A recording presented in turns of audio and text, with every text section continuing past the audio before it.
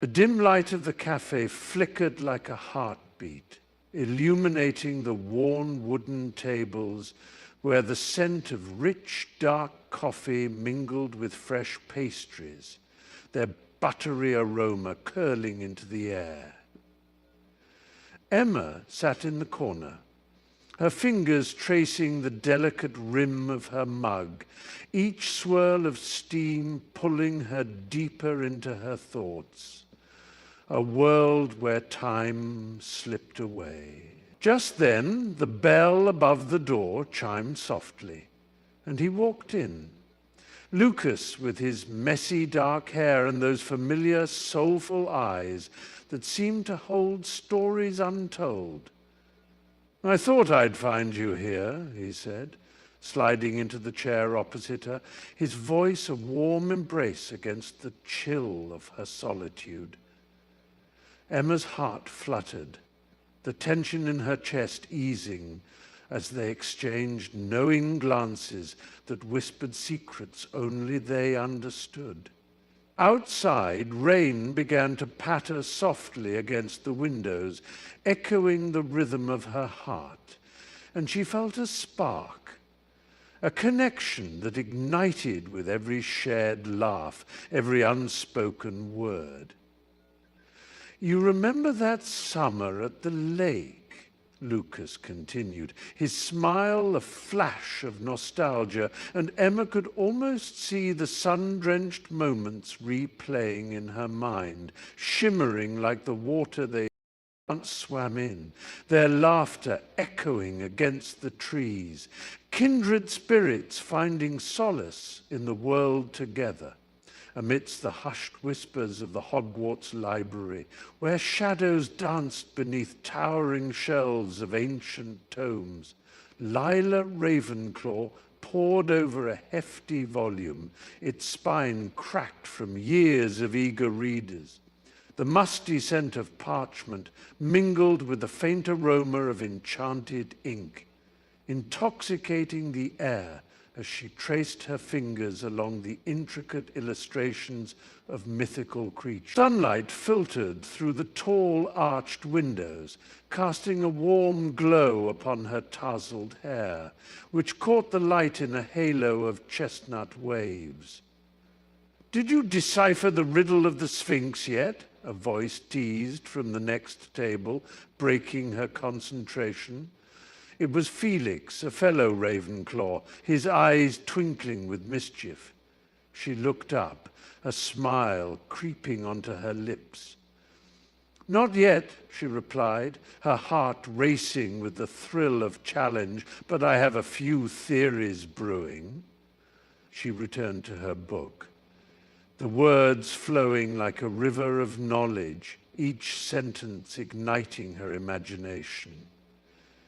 The echoes of students discussing spells and charms in the background felt distant, as if they were part of another world. Here, in this sanctuary of wisdom, Lila felt alive, a spark of curiosity dancing within her, urging her to unravel the mysteries of the magical realm before her. The air was thick with the musty scent of old parchment as Lila slipped between the towering shelves of the library, her heart racing with each hushed word that floated through the dimly lit aisles. "Have you heard about Tilly?" a voice whispered, trembling with both fear and fascination. Lila pressed herself against the cool wood, listening intently, her breath hitching as the words danced around her like the flickering shadows cast by the flickering candles. "They say she's chained to the desk, working until her fingers bleed," another voice chimed in, raw with indignation. Lila's pulse quickened, her thoughts swirling with images of the tiny creature, hunched and weary, amidst the endless stacks of books. She could almost see Tilly, her large, sorrowful eyes filled with unspoken stories hidden away from the world. "We must do something," the first voice urged, the desperate plea hanging like a spell in the air, igniting a flicker of resolve in Lila's chest. She bit her lip, her mind racing with the weight of the injustice, knowing she could no longer pretend not to hear. The library, usually a sanctuary of knowledge, felt like a prison, and in that moment Lila vowed to uncover the truth lurking within its shadows. A faint mustiness clung to the air, punctuated by the scent of ancient paper and spines cracked from years of sharing whispered tales. Lila slipped through the towering shelves of the library, each step stirring the dust motes that danced in the slanting light. The hushed murmurs of librarians floated like ghosts around her, their eyes perpetually fixed on the marble floors, as if they held secrets she yearned to uncover. She pressed her fingertips against the spines, feeling the textured leather that housed forgotten stories, and her heart raced with every soft thud of a step. "Tilly," she whispered, her voice trembling with a mix of excitement and trepidation. "Where are you hiding?" Her quest led her to the farthest corner of the establishment, where the shadows thickened and the shelves leaned forward as if conspiring to keep her from what she sought. Behind a row of encyclopedias, Lila discovered a loose floorboard, its edge peeling away like the layers of time itself. With a quick glance around, she knelt, prying it open to reveal a hollow space, dark, inviting, and filled with the promise of revelation. The heart of the library pulsed with her curiosity, each thrum echoing the unspoken stories left behind, the laughter, the tears, and the enigma of Tilly waiting to be unveiled. As she pushed aside the dusty bookshelf, the musty smell of aged paper mingled with the faint scent of candle wax, and a creak echoed through the silence. The back wall of the library sighed open, revealing a hidden room dimly lit by flickering candles, their flames dancing against the stone walls. Shelves lined with worn tomes, their spines cracked and titles faded, beckoned her closer, whispering secrets of a world she had only imagined. "House elf rights," she murmured, her fingers tracing the embossed words on the cover of one particularly ancient book, her heart racing with a mixture of excitement and anger. The air was thick with the weight of forgotten stories, tales of injustice and resilience that ignited a fire within her that she could no longer ignore. "How can they let this happen?"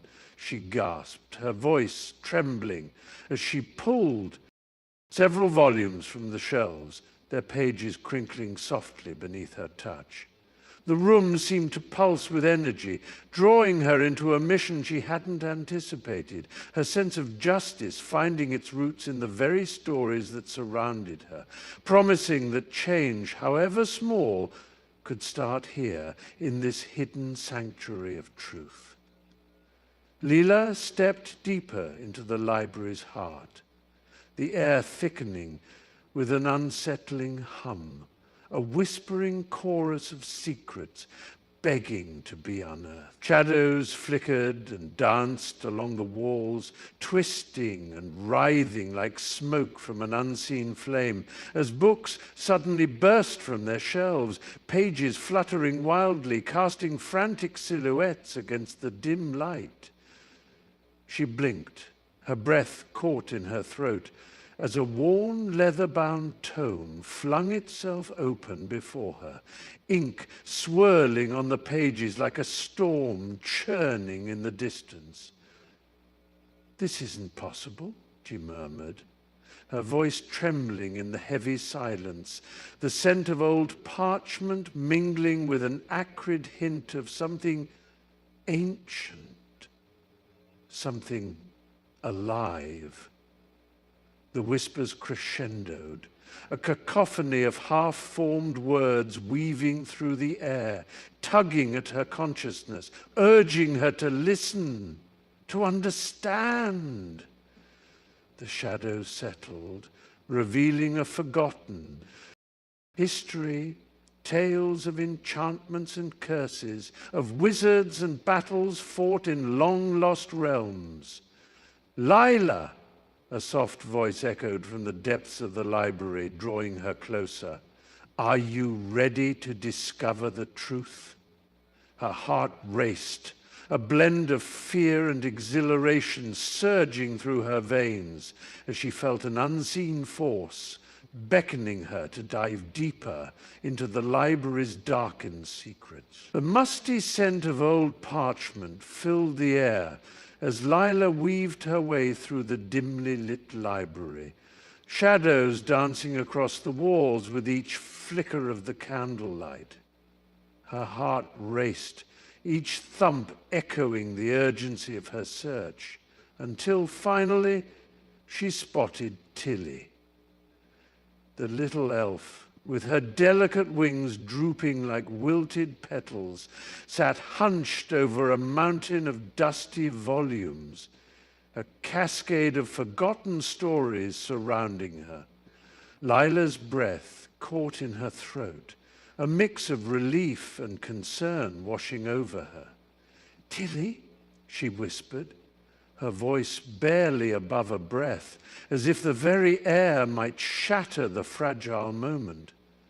Startled, Tilly looked up, her large, tear-brimmed eyes sparkling like dew-kissed leaves, yet shadowed with worry. "Lila," she murmured, her voice trembling like the last notes of a fading song. "I thought you'd forgotten me." The weight of Tilly's dejection settled heavily in Lila's chest, the flickering flames illuminating the elf's small frame, her hair a tangled mess of silvery strands. "Never," Lila breathed, sinking to her knees beside her. "I've been searching everywhere for you." The dusty tomes whispered secrets of ages past. But in that moment, all Lila could hear was the fragile heartbeat of hope, pulsing between them in the musty stillness of the library. The air was thick with the scent of damp earth, mingling with the faint floral notes of wild daisies bending under the weight of the morning dew. Lila took a cautious step forward, her heart thrumming like a drum in her chest, as she spotted Tilly, curled beneath an overgrown patch of ferns, trembling like a leaf caught in a tempest. "It's okay. I'm not here to hurt you," Lila whispered, her voice soft as the whispering wind. Tilly's wide eyes glistened with fear, the sunlight catching the tear-streaked dirt on her cheeks, and Lila felt an ache in her chest, the kind that pulls you towards someone in need. The little girl flinched, shrinking deeper into her hiding place. But Lila knelt down, the cool soil pressing into her knees as she reached out a hand, palm upturned, a gesture of peace. "I promise. I just want to help," she murmured, her voice steady, imbued with sincerity. Slowly, Tilly's breaths began to even out, the wild flicker of anxiety in her gaze softening as Leela's warmth enveloped her like a gentle embrace. "You can trust me," Lila encouraged, her fingers trembling slightly as they brushed against Tilly's, sparking an unspoken understanding between them. A fragile bond born from vulnerability and kindness, shimmering like fragile sunlight through the leaves above.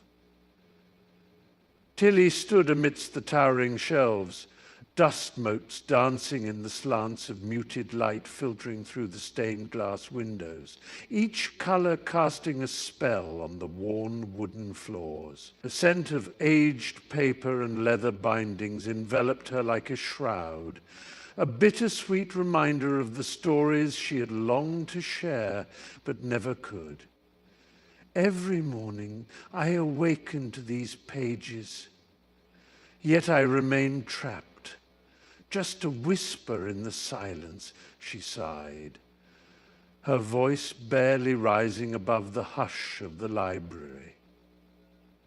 The weight of centuries hung heavy on her shoulders, her once vibrant spirit dulled by years of unending servitude. She brushed her fingers against her spine, feeling the grooves beneath her touch, each title a promise unfulfilled. "You think you know the tales, but they're shackles binding me here," she murmured, gazing at the endless labyrinth that had become her prison. Outside, laughter echoed, a cacophony of freedom she could only dream of while she remained a ghost, bound to the knowledge that she could never escape the walls that held her.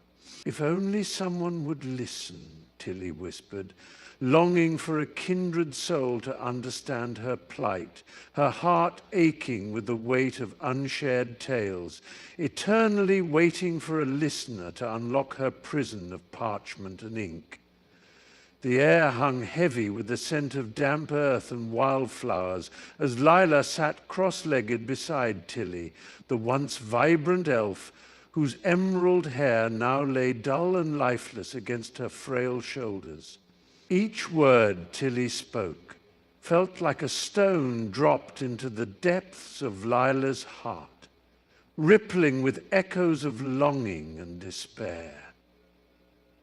"I used to be the heart of the forest, you know," Tilly whispered, her voice a brittle thread woven between memories and sorrow. "But duty, it's a chain, unyielding and cold." Leela felt her own chest tighten, recalling the suffocating weight of her mother's expectations, the relentless drumbeat of responsibility that had left her breathless. Sunlight filtered through the canopy above, casting dappled patterns on Tilly's skin, yet the warmth felt distant, as if it belonged to another world. "You don't have to bear it alone," Leela murmured, her throat thick with unspoken words, as if saying them aloud might shatter the delicate balance of their shared burdens. Tilly met her gaze, the depths of her sorrow momentarily flickering with a glimmer of hope, fragile but real, like the first hints of dawn breaking through a long, dark night. The air was thick with the scent of damp earth and old wood, a grounding reminder of the home that enveloped Lila as she stood in the flickering light of the hearth, her heart racing against the quietude of the evening. Tilly, with her large, soulful eyes brimming with unwept tears, sat hunched in the corner, her fingers twisting the frayed edges of her worn apron. "It's not right, Lila," she whispered, her voice a fragile thread. "To be bound to a life of service?" With each word, Leela felt a swell of determination rise within her, a tide of righteous fury washing over the doubts that had lingered like shadows. "We can change this," she declared, her voice firm, shaking the dust from the air. "I promise. I will find a way to grant you your freedom." Tilly's eyes flickered with a mix of hope and fear, and the flicker of candlelight danced upon the walls, casting their resolve in sharp relief against the encroaching darkness. The weight of her unyielding promise settled heavily in Lila's chest. An unbreakable bond forged from empathy and courage, as she envisioned a world where Tilly could walk unshackled, her laughter echoing freely through the sunlit halls of the home they shared. Lila slipped into the musty archives of the library, the scent of aged parchment and dust swirling around her like a forgotten memory. Rows of towering shelves loomed overhead, their spines cracked and faded, whispering secrets of times long past. She brushed her fingers along the leather-bound tomes, feeling the weight of history in every crack and crease, and the dim light flickered overhead, casting shadows that danced like spectres. "Where are you hiding?" she murmured, her voice barely a whisper, as if the very walls might betray her search. With a sigh, she settled at a heavy wooden table, its surface scarred from years of use, the grains etched with stories of those who had come before her. Leela spread open a dusty volume, the pages fragile and yellowed, revealing letters scrawled in elegant script, legal jargon intertwining with pleas for freedom and dignity. Her heart raced as she absorbed the words. The legalese often felt like a foreign language, but beneath it lay a tapestry of injustice that ignited a fire within her. "They deserve better," she whispered fiercely, determination blooming as she scribbled notes, her quill scratching against the parchment, each stroke a step closer to unraveling the truth. The library's shelves loomed tall and shadowy, their ancient tomes whispering secrets of ages past, as Elara pressed her palms against the cool, worn wood of the table, heart racing. Professor Thorne, draped in his flowing emerald robes, peered at her over his round spectacles, eyes twinkling like distant stars. "You seek Tilly's freedom, dear girl?" he asked, his voice a rich harmony of curiosity and concern. With a deep breath she nodded, the weight of her mission coiling in her chest like a tightly wound spring. "Then we must tread carefully," he continued, punctuating his words with the soft flutter of feathers as a raven landed on his shoulder, its inky plumage glistening like polished obsidian. The creature cawed softly, as if echoing Elara's own fears. "It's not merely the spells that bind her. It's the trust that must be forged," he said, his tone turning grave, yet reassuring. Elara's resolve strengthened, the flickering candles casting dancing shadows around them as she felt the warmth of hope seep into her bones. "Teach me," she whispered, her voice just above a breath. "I'll do whatever it takes."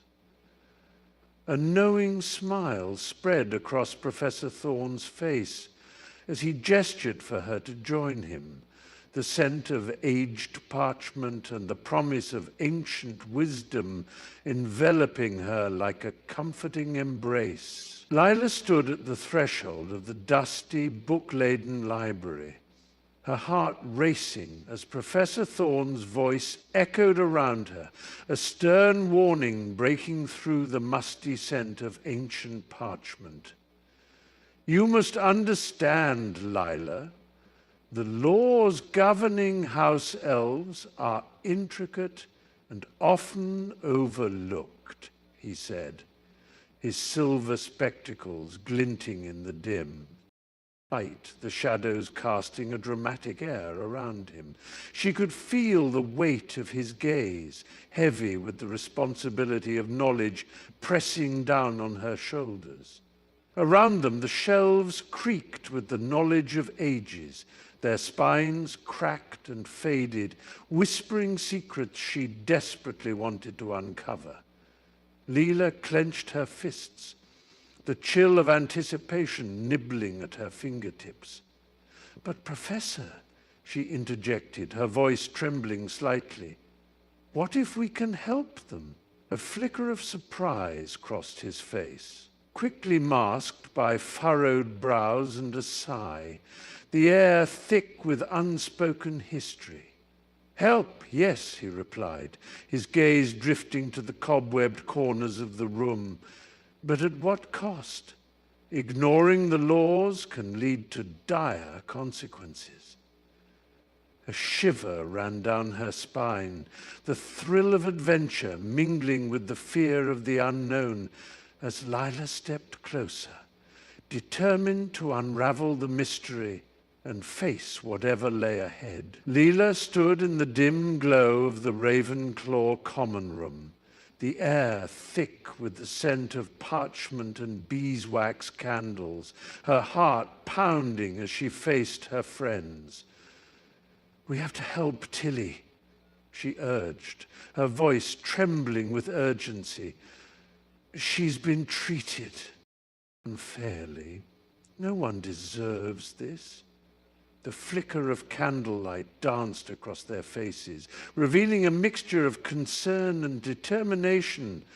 Rowan, his brow furrowed, leaned forward, the silver of his glasses catching the light. "But what can we do? It feels so insurmountable." Lila could see the flicker of doubt in his eyes. She took a breath, desperation clawing at her throat. "We're Ravenclaws, Rowan. We're meant to fight for what's just, to use our knowledge for good." The room buzzed with murmurs, the warmth of camaraderie swirling like the soft rustle of pages turning. Felicity's voice piped up, steady and resolute.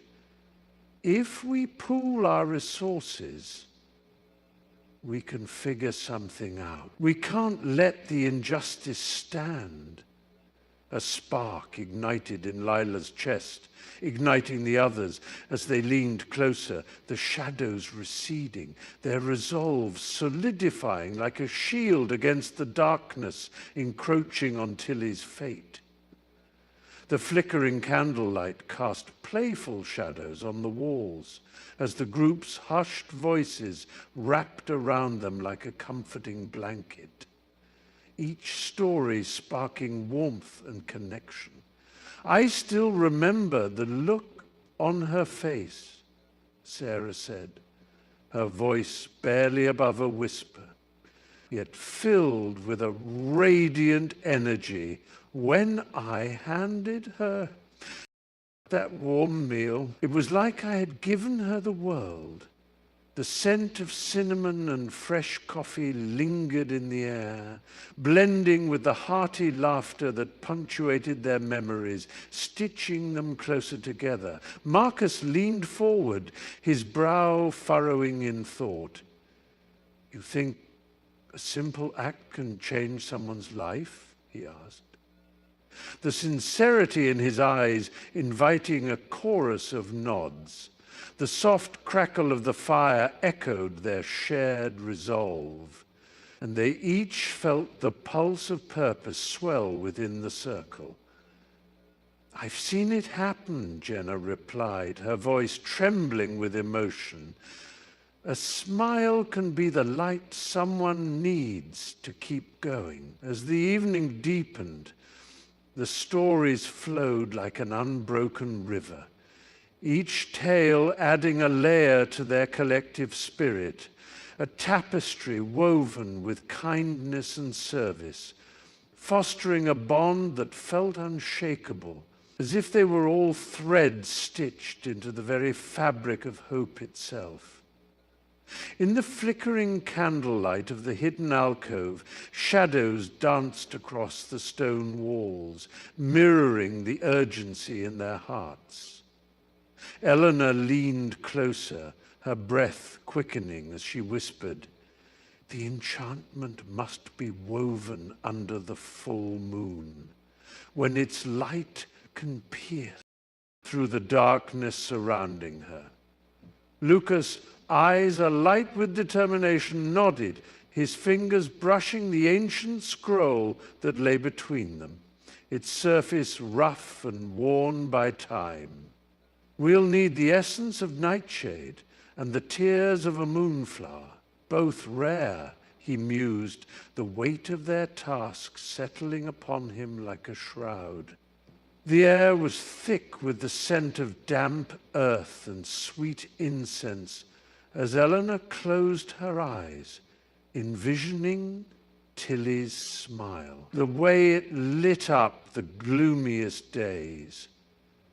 "We can't fail her, Lucas. She's counting on us," she breathed, a tremor of both fear and hope threading through her voice. Outside, the wind howled like a restless spirit, but within the alcove they found a flicker of courage, crafting their plan with a fervor that enveloped them, each word a spell, each glance a promise. In that moment, the world shrank to the dimensions of their resolve, and they could almost hear Tilly's laughter, sweet and free, echoing through the midnight air. Tilly stood at the threshold of the grand library, the heavy wooden doors creaking open as if whispering her name, inviting her to step inside. The scent of aged parchment and polished oak wrapped around her like a comforting cloak, mingling with the faint trace of dust motes dancing in the beams of golden sunlight filtering through the tall arched windows. Rows upon rows of books, their spines worn and titles faded, seemed to lean closer, urging her forward, as if the very essence of their stories whispered promises of freedom and adventure. She could almost hear their silent cheers, a cacophony of hope mingling with her nervous heartbeat. "Today's the day," she whispered to herself, biting her lip as she ran her fingers along the spines, feeling the textured leather beneath her fingertips, grounding her amidst the swirling uncertainty. The soft rustle of pages turning echoed in the stillness, a reminder of the lives lived and lost within these walls.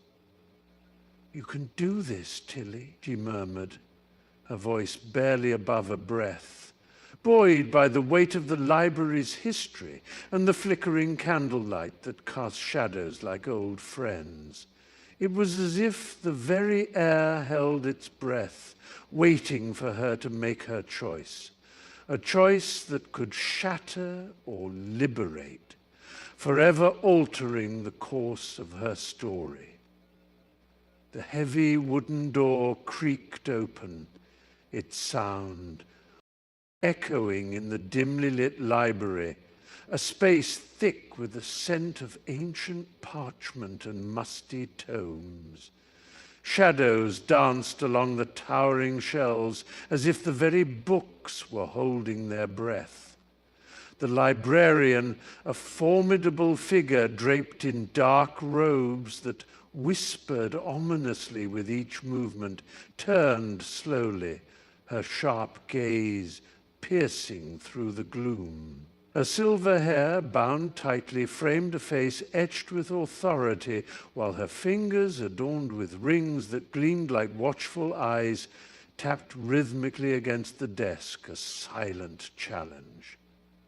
"You dare disturb my sanctuary?" she hissed, lips curling into a sneer that revealed a disdain for the young intruders who dared oppose her. "We're not leaving until you understand." One student, a wiry girl with fiery determination in her eyes, stepped forward, her voice quaking yet fierce. "That house elves deserve respect, not servitude." The others murmured their agreement, hearts racing with the thrill of defiance, the weight of centuries pressing down upon them. The librarian narrowed her eyes, her lips twitching into a smirk that spoke of unyielding power. "You think your words can change a lifetime of tradition? How quaint." The tension crackled in the air, thick enough to taste, masking the fragile hope that flickered like a candle in the darkness. The heavy oak door creaked open, revealing the dimly lit library, its shelves a labyrinth of dusty tomes and whispered secrets. Ilara stood before the imposing figure of the librarian, her heart pounding as she clutched the worn parchment detailing the plight of the elves, their freedom stifled by centuries of oppression. "You must understand," she implored, her voice trembling yet resolute. "They deserve a chance to choose their fate." The librarian, tall and draped in a cascade of emerald robes, adjusted her spectacles, the glass reflecting a glint of disdain. "Child, naivete drapes you like a thin veil," she retorted, her voice as cold as the marble floor beneath Ellora's feet. "Elves are best left to their roles, their spirits ensnared within the confines of duty." The air thickened with tension, Ilara's desperation mingling with the musty scent of parchment, vibrant memories flickering like candle flames in her mind. "But they have dreams, hopes," she pressed, her fingers brushing against the spines of ancient books, seeking solace. "You can't imprison their hearts." The librarian turned away, the weight of her dismissal echoing like a funeral. The bell, leaving Ilara standing in a sea of shadows, resolute yet adrift, knowing that the fight for freedom was only just beginning. Lila's heart thundered in her chest as she stood, the weight of the room's expectations pressing down like an iron shroud, her voice breaking through the murmurs. "Tilly deserves to choose her own path," she exclaimed, her words slicing through the thick tension. The scent of polished wood and stale coffee filled the air, mingling with the nervous energy that rippled around her. She could feel the heat rising to her cheeks, the sharp gaze of their elders boring into her, but she couldn't back down now. The truth swelled in her throat like a wildfire. "How can you decide for her?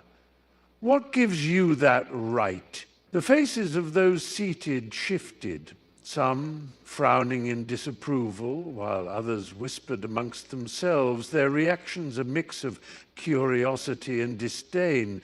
Tilly sat across the table, eyes wide with a mixture of gratitude and fear, her fingers trembling against the surface, the light glinting off her ring, an emblem of dreams unvoiced. "Lila, please," she murmured, but the spark ignited within Lila, illuminating the shadows of doubt.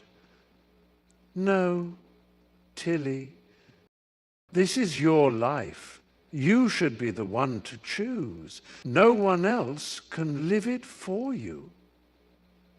The room fell silent, the air thick with anticipation, as Lila's words hung there, a fragile but fierce declaration of freedom. The crisp autumn air hung heavy with tension as the leaves danced restlessly around them, fluttering like anxious butterflies. Lila's friend Ethan shifted his weight back and forth, his brow furrowed with doubt, the faint scent of fading wood smoke swirling around him. "What if they find out?" he whispered, his voice barely rising above the rustle of leaves, his eyes darting nervously to the looming figure of their principal, oblivious and wrapped in his own world. The thrill of rebellion, potent and intoxicating, coursed through Lila's veins, but Ethan's hesitance dulled the rush, turning it into a heavy weight that settled in her stomach. She could see the conflict etched into his face, the fear mingling with the desire for change, and she reached out, clasping his hand, her pulse quickening. "We can't keep letting them control us," she urged, their breaths mingling in the cool air. "Think about it. What if this is our chance?" Ethan's gaze fell to the ground, the crunch of leaves beneath his shoes echoing his uncertainty. "It's not just about us, Lila. It's about everything," he murmured, the flicker of resolve battling against the shadows of doubt. The world around them seemed to hold its breath, waiting for a decision that felt more monumental than any of them realized. Lila stood on the edge of the dimly lit room, the cold air prickling her skin as Tilly's soft whimpers echoed against the peeling walls, a sound that twisted like a knife in her gut. The shadows danced around them, flickering in rhythm with the old faulty bulb above, casting a haunting glow on Tilly's tear-streaked face, eyes wide and pleading, the weight of her sorrow heavier than any physical change. "Please, Lila," she whispered, voice trembling, "I can't do it alone." The doubt gnawed at Lila's insides, a relentless storm of uncertainty swirling in her mind. But when Tilly's gaze met hers, hope flickered beneath the despair, bright and fragile. The faint scent of damp earth wafted through the cracked window, mingling with the metallic taste of fear on Lila's tongue, and she clenched her fists, feeling the pulse of her own heartbeat drown out to the murmurs of self-doubt. "What if I fail?" she thought. But Tilly's silent cry for help cut through the fog, shattering her hesitation like glass. She inhaled deeply, tasting the resolve in the air, and stepped closer, determination igniting within her. "I won't let you down," Lila vowed quietly, grounding herself in the strength of that small promise, ready to confront the storm that lay ahead. Lila stood before the librarian, her heart racing, the scent of aged paper and polished wood mingling in the air, forming a cocoon of history that wrapped around her like a comforting blanket. The dim glow from the hanging lights flickered softly, casting shadows that danced across the rows of silent tomes. But it was the fire in Lila's amber eyes that caught the librarian's attention, thawing the frost of her initial indifference. "I know how important this is," Lila murmured, her voice steady yet laced with urgency. "I need to prove myself, to find the truth." The librarian's fingers paused mid-stroke, a pencil smudged with graphite resting against her paper, and for the first time she met Lila's gaze, really met it and saw not just a girl, but a force of determination that pulsed with every breath. The librarian sighed, a reluctant sound, resonant with years of guarding knowledge and protecting the sanctuary of silence. "Very well," she finally conceded, her voice low and measured. "But you must understand. The path you're choosing is fraught with challenges." Lila nodded, her pulse quickening, a thrill of hope igniting within her as the librarian gestured toward a weathered volume resting on the edge of the table, its spine cracked, waiting to unveil secrets long buried. The dim light of the library flickered as Lila brushed her fingertips across the dust-covered shelves, her heart racing with each echoing footfall. She paused, drawn to a corner draped in shadows, where a peculiar creak whispered secrets of the past. With a gentle tug, she pried open an ancient tome, the spine cracking as if waking from a long slumber. Hidden behind its brittle pages, she discovered an elegantly rolled scroll, its parchment yellowed and delicate, the scent of musty history filling the air. As she unfurled it, the faded ink danced before her eyes. Words of rights and recognition, a legal sigh of freedom that sent shivers down her spine. "Can you believe this, Thistle?" she breathed, her voice barely above a whisper, the name slipping out like a prayer. The house elf, usually so quick to scurry away, peered over her shoulder, eyes wide with disbelief. "Mistress Leela, is it true?" Her pulse quickened, the implications swirling in her mind like leaves caught in a tempest. This wasn't just a forgotten law. It was a lifeline, a promise of dignity and respect long denied. Lila felt a fierce determination bloom within her chest, igniting a spark of hope that perhaps, just perhaps, she could change their world forever. Her heart raced as she approached the towering shelves, the scent of aged parchment and dust swirling in the air, a fragrance both comforting and daunting. The librarian, with her perpetually furrowed brow and spectacles perched precariously on the edge of her nose, was ensconced within a fortress of books.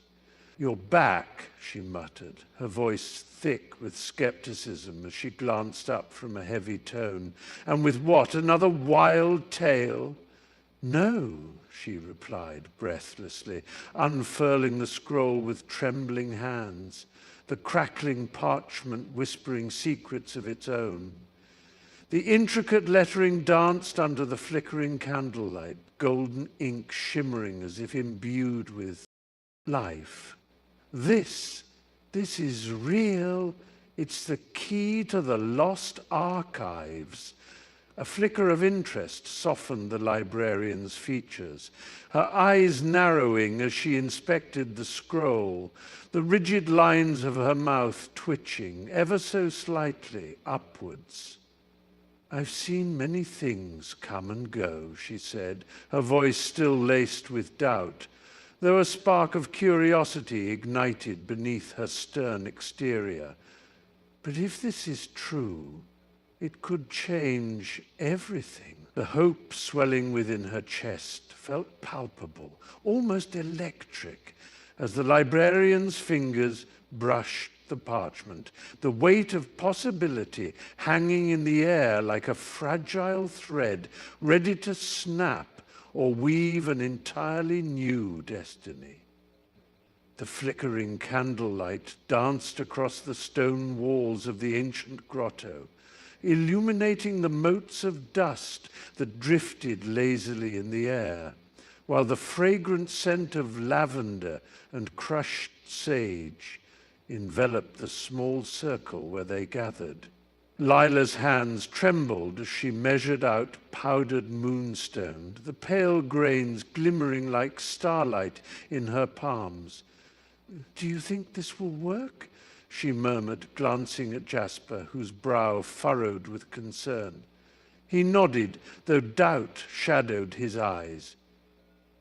"It has to," he replied softly, his voice barely. Above a whisper, as he unfurled a tattered scroll filled with incantations, the ink still glistening with the essence of forgotten realms.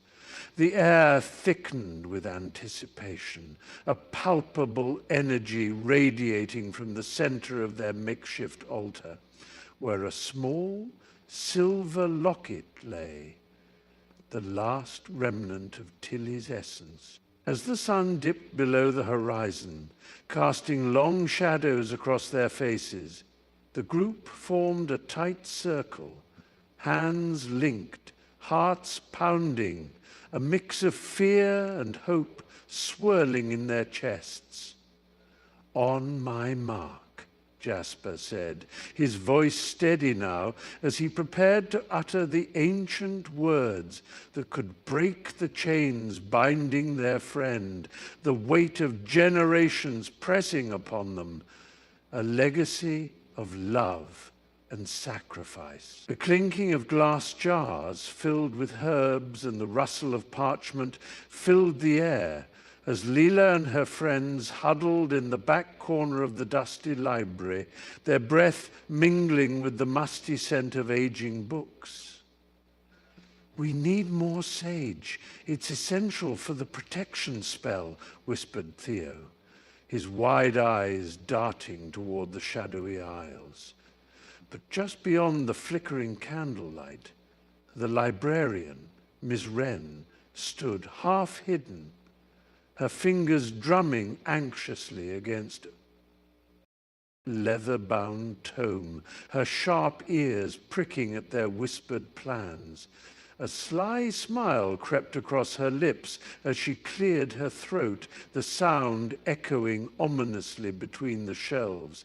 "You know, dear ones," she called, her voice silky yet laced with sharp edges, "some herbs can be unreliable depending on their source. Rumor has it that the sage in this library has been cursed." Lila's heart sank, her pulse quickening as doubt crept into the eyes of her friends. "What if she's right?" murmured Mia, biting her lip, glancing nervously at the half-empty sack. Miss Wren relished the tension, her gaze penetrating, relentless. "Perhaps you should reconsider your choices. It's best not to tempt fate after all." The flickering candlelight wavered, casting shadows that danced around them, and Leela felt the weight of uncertainty descend like a shroud, threatening to unravel their mission. The heavy scent of ancient parchment and polished wood enveloped Dobby as he slipped into the library, his large, expressive eyes darting around the cavernous space, shimmering with excitement. Dust motes danced in the golden shafts of sunlight streaming through tall, arched windows, illuminating the titles of countless tomes that lined the shelves like sentinels of knowledge, each whispering tales of adventures long past. "Maybe they will be friendly," he murmured to himself, his voice barely more than a breath, as he clutched a tattered book against his chest, its cover worn and reassuring. As he scuttled between the aisles, the sound of his footfalls, soft like the rustle of pages, echoed gently against the high ceiling. He paused beside a particularly grand volume, the spine engraved with glittering gold lettering, and felt a surge of longing, a desire for friendship, for belonging. "Hello," he called out suddenly, his voice ringing with a hopeful timbre as he spotted a couple of students huddled over a table. They looked up, surprise flickering across their faces. "I'm Dobby," he beamed, his ears perking up. "I come seeking friends." The students exchanged glances, their initial shock melting into curiosity. Curiosity that ignited a bright spark in Dobby's heart, warming him more than any spell ever could. The flickering glow of the fire cast dancing shadows across the gathered faces, illuminating Lila's furrowed brow as she listened to Dobby's melodic voice, warm and soothing like a gentle summer breeze. "You know," he began, his big, expressive eyes sparkling with a hint of mischief, "there was once a little house elf who dreamed of freedom just like you all." The air thickened with hope as the scent of wood smoke mingled with the crispness of pine, and Lila leaned in, captivated. "He had no grand tales of bravery," Dobby continued, a soft chuckle bubbling up.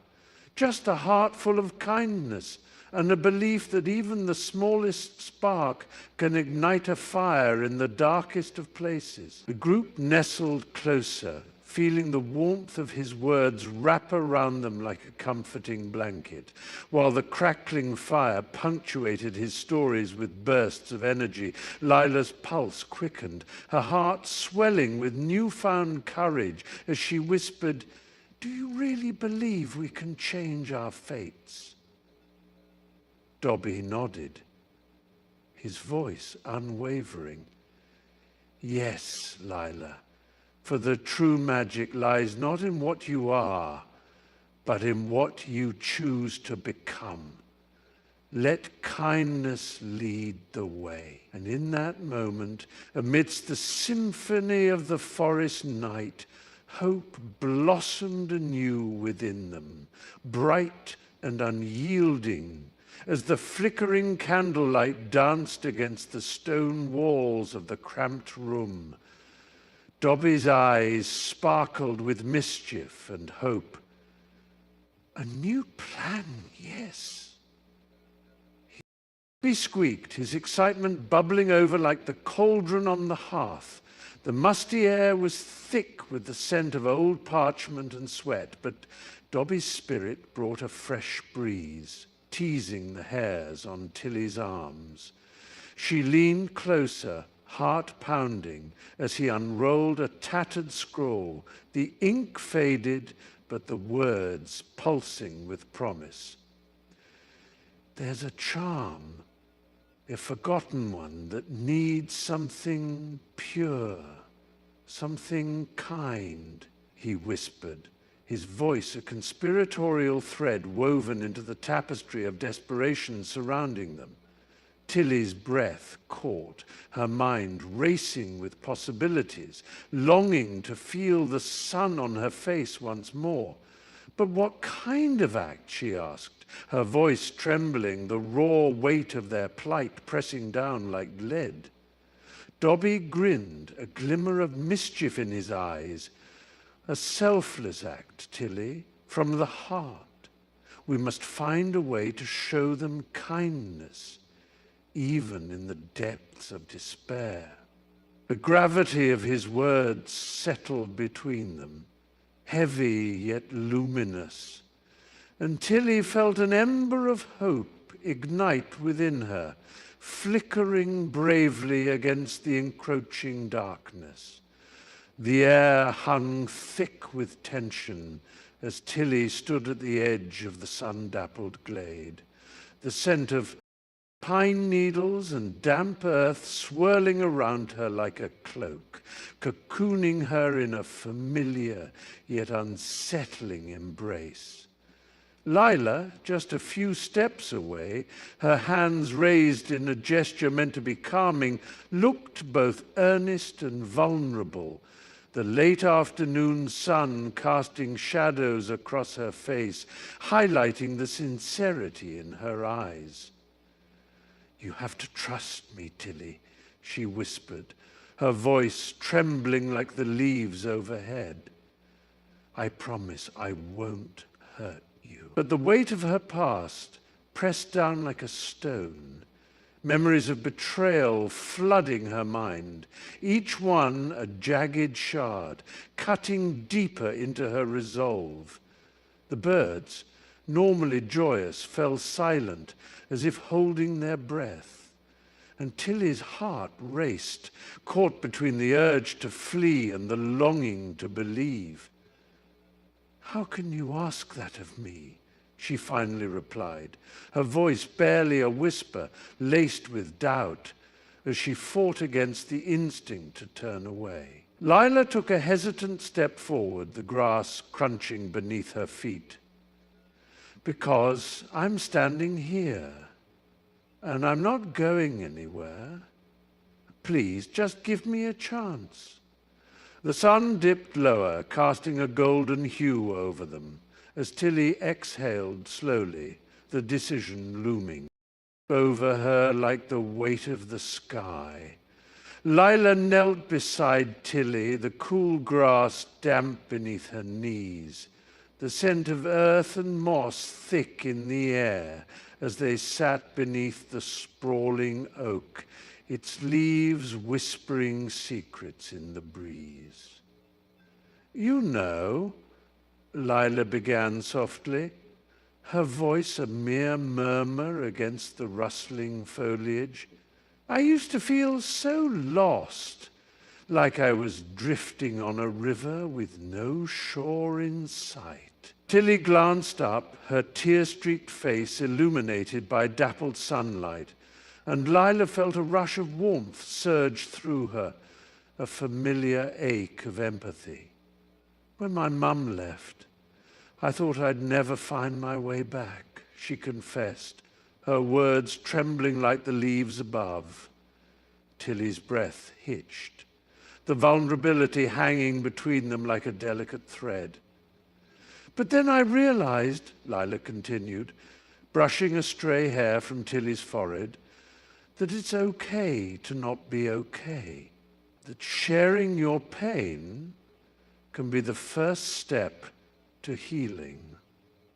A flicker of understanding sparked in Tilly's eyes, the tension in her shoulders easing just a bit as she wrapped her fingers around Lila's. "You really mean that?" she whispered, vulnerability mingling with hope, and Violet nodded, their bond forging stronger, a sanctuary amidst the chaos of their lives. The flickering glow of the campfire cast dancing shadows on the surrounding trees, their leaves rustling softly in the cool night breeze. Laughter erupted from the group as Mia recounted the time they nearly lost the map to a particularly greedy raccoon, her expressive hands painting the picture of their frantic chase. "I swear, that little bandit had the speed of a deer," she exclaimed, wiping away tears of mirth. Nearby, Sam was busy sorting through a tangle of ropes and flashlights, his brow furrowed in concentration, but he couldn't resist joining in. "And you thought it was a treasure hunt, didn't you?"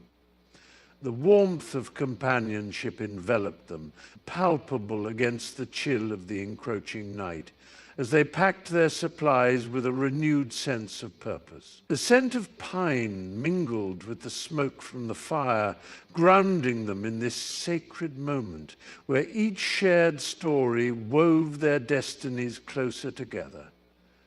Anna, her fingers deftly tying knots, smiled at them, whispering, "No matter what happens, we'll find our way." The promise hung in the air, infused with the thrill of adventure, their collective heartbeat sinking as the stars blinked into existence, each one a witness to their resolve. The air thrummed with an electric energy, books stacked like ancient sentinels around them, their spines whispering secrets only the two could understand. As Ilara traced her fingers over the parchment of a forgotten tome, letters shimmered in gold, dancing before her eyes, while a warm breeze, seemingly conjured from nowhere, fluttered through the aisles, rustling pages like laughter. "Can you feel it?" Nico asked, his voice barely above a whisper, the thrill of discovery making his heart race. Ilara nodded, her breath catching in her throat, overwhelmed by the library's palpable heartbeat, the gentle thrum of magic that urged them onward, deeper into its depths. Each step they took echoed with promise, shadows flickering along the walls, as if the very fabric of the library was alive, urging them to unravel its mysteries. Dust motes spiraled in the golden light that streamed through tall, arched windows, casting a spell of tranquility that soothed their worries. "This place knows our purpose," she replied, a smile breaking across her face, her resolve hardening like iron. Just then, a distant echo of laughter resonated, not from their lips, but from the very shelves, as if the library itself rejoiced in their quest. Binding them to its ancient legacy, the heavy oak doors of the library creaked ominously as they pushed them open, the musty scent of ancient parchment and polished wood enveloping them like a shroud. Sunlight streamed through the tall, stained glass windows, casting vibrant patterns on the cold marble floor, yet an oppressive gloom hung in the air, thick and suffocating. Mia clutched her leather satchel tightly, her heart racing with every echoing footstep, while Jonah's fingers trembled nervously against the spine of a dusty tome, its title long obscured by age. "What if we're too late?" he whispered, glancing at the towering shelves, lined with secrets that seemed to breathe, watching them with silent judgment. Ilara, her heart pounding in her chest like a war drum, silenced him with a determined glare. "We have to face this. No turning back now." Shadows danced along the walls, blending with the whispers of forgotten lore as they approached the central table where a tattered scroll lay unfurled, waiting for their touch, as if it too could sense the weight of their choices.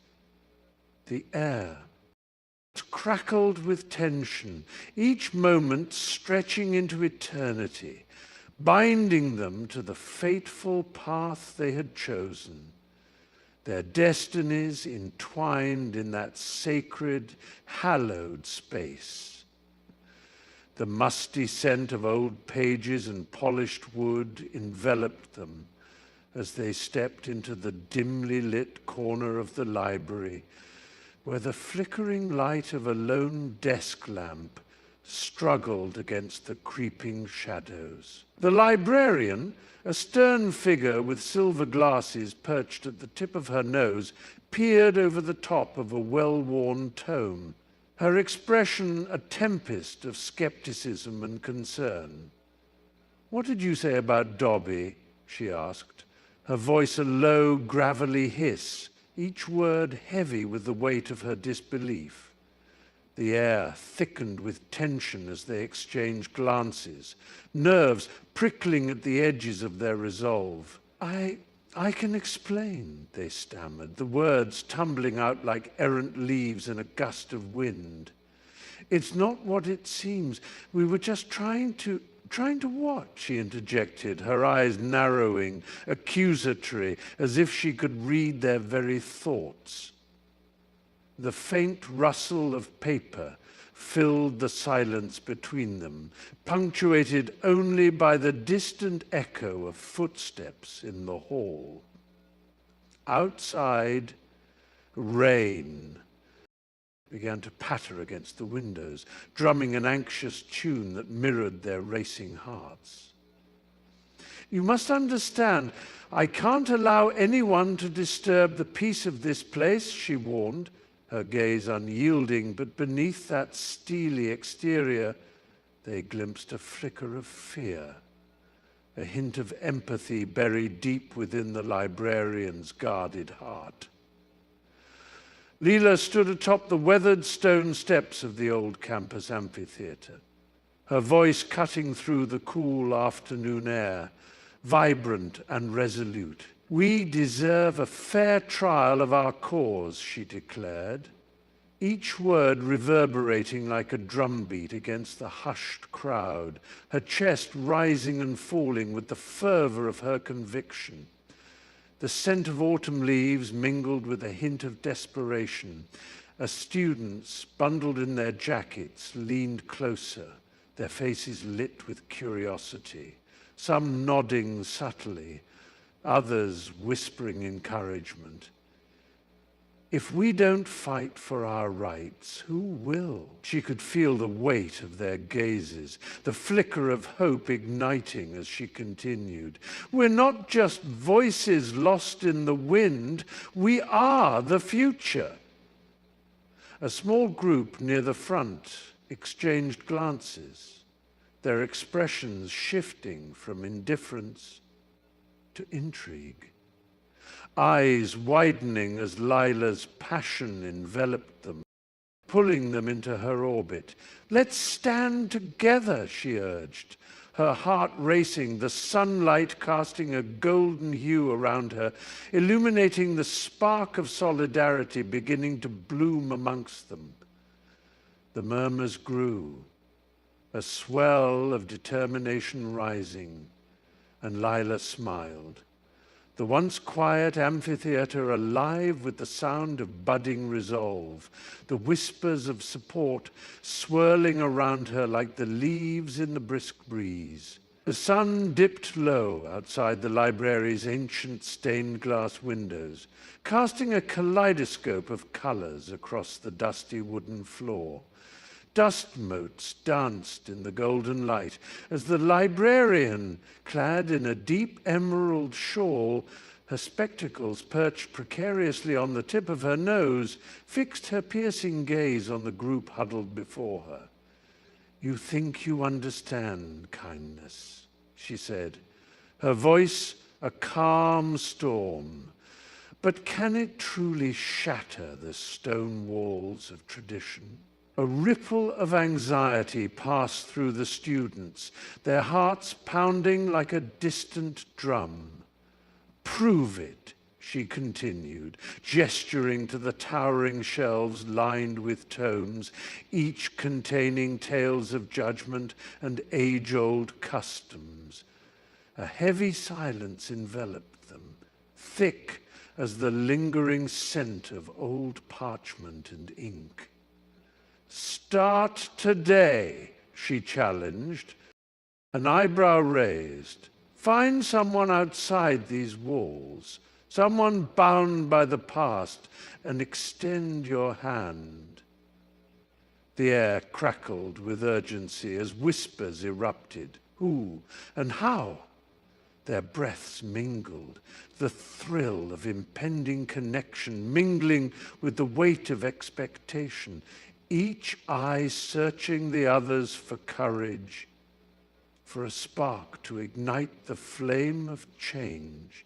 The air was thick with anticipation, every corner of the grand library echoing with whispered speculation as students and professors gathered, their faces alight with curiosity and apprehension.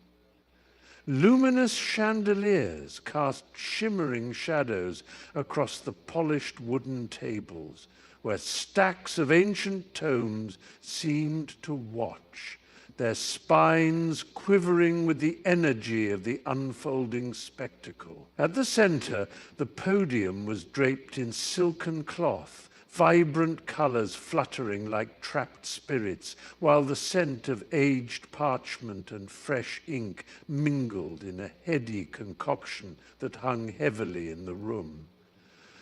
"I can't believe they're doing this here," a voice piped up, quaking with a blend of excitement and dread. "What if it goes wrong?" The murmurs rippled through the crowd, creating a palpable wave of tension as the lead professor, her robes billowing like storm clouds, stepped up to address the gathering. "Today," she began, her voice strong yet quivering with emotion, "we seek not just truth, but the very essence of freedom." A hush fell as she raised an ancient artifact, its surface glimmering, resonating with the power of countless secrets. In that moment, every heartbeat became a drum, every breath a prayer, and the gravity of the trial wrapped around them like an enchanted shroud, promising both revelations and reckoning. The autumn wind whispered through the cracked sidewalks as Lila stood hesitantly outside the worn-out shelter, its paint peeling like the dreams of those who once called it home. The air smelled of damp earth and fading hope, yet her heart, a wild thrum of uncertainty, urged her forward. With each step through the creaking door, a wave of warmth washed over her, filled with the mingling sense of coffee and desperation. "Can you help me with my homework?" A small voice piped from the back, a timid girl with pigtails peering out from beneath a frayed blanket. Lila swallowed hard, the words stalling on her tongue, fear battling against a flicker of compassion. Just then, her eyes landed on an elderly man, alone at a table, his hands trembling around a chipped mug. "Please, can you sit with me?" he rasped, a tremor of loneliness threading through his voice. A gentle challenge unfurled before her, pulling at the strings of her conscience. As she approached, the faint echo of her own doubts faded, replaced by the warmth of connection, the weight of understanding, and she realized that true kindness often grows in the cracks of discomfort, blooming into something beautiful. As twilight draped the park in hues of amber and violet, laughter danced between the trees, weaving a tapestry of camaraderie. Mia stepped forward first, her hands cradling a small, weathered box, the lid adorned with stickers from childhood adventures. "Remember these?" she asked, a warm smile spreading across her face as she revealed a collection of hand-painted rocks, each one bearing a word of encouragement. Brave, loved, dream. The air thickened with nostalgia, and the friends stepped closer, their eyes glistening with shared memories, their hearts swelling with the weight of unsaid gratitude. Next, Lucas held up a guitar, its strings worn yet resilient, the sound of a strummed chord resonating like a heartbeat in the gathering dusk. "Here's to all our late-night jam sessions," he laughed, his voice rich with warmth, inviting others to join in. One by one, they showcased their gestures. Jasmine pulled out a sketchbook filled with drawings that captured their finest moments, while Omar shared a playlist, each song a thread binding their stories together. "You guys are my family," he said, the sincerity in his tone silencing the chatter. The world faded around them, the laughter, the music, the colors of the sky, all blending into one radiant truth. Kindness, like friendship, is a tapestry woven from the simplest of threads. The crowd, a sea of eager faces, hung on every word as Dobby stood on the makeshift stage, his large, expressive eyes shimmering with the light of countless torches flickering around him. "Kindness," he began, his voice a melodic tremor that danced through the evening air, "is like a gentle breeze that whispers to the heart, reshaping it in unexpected ways." He gestured widely, his small hands weaving the air into silken threads of hope, drawing the audience into his world of transformation. Their breaths caught in their throats as Darby recounted his journey, a life once bound by chains, now free, like the stars unraveling above. Hymn. "When I found kindness," he continued, his voice rising with fervor, "I found myself. I was no longer just a house elf, I was Dobby." The crowd erupted in applause, the sound swelling like a tidal wave, washing over him, invigorating him. He could feel their warmth, their belief, wrapping around him like a comforting blanket. "Together," he urged, his tone dipping to a conspiratorial whisper, "we can plant seeds of kindness and watch them bloom into a garden of freedom." Each word was laden with conviction, and as he spoke, the air thickened with the unmistakable scent of change, a promise shimmering just on the horizon. As the flickering overhead lights cast long shadows across the rows of dusty tomes, the air grew thick with unspoken tension, a palpable energy crackling like static. The librarian, her silver hair a stark contrast to the rich mahogany of the shelves, squared her shoulders, her piercing gaze locking onto the group gathered at the table, their youthful faces flushed with passion. "Tradition," she began, her voice steady yet resonant, "is not merely an echo of the past. It is the foundation upon which we build our future." The words hung in the air, heavy with the weight of every whispered story, every dog-eared page, as she gestured toward the ancient volumes surrounding them, their spines cracked and faded, yet filled with the wisdom of generations.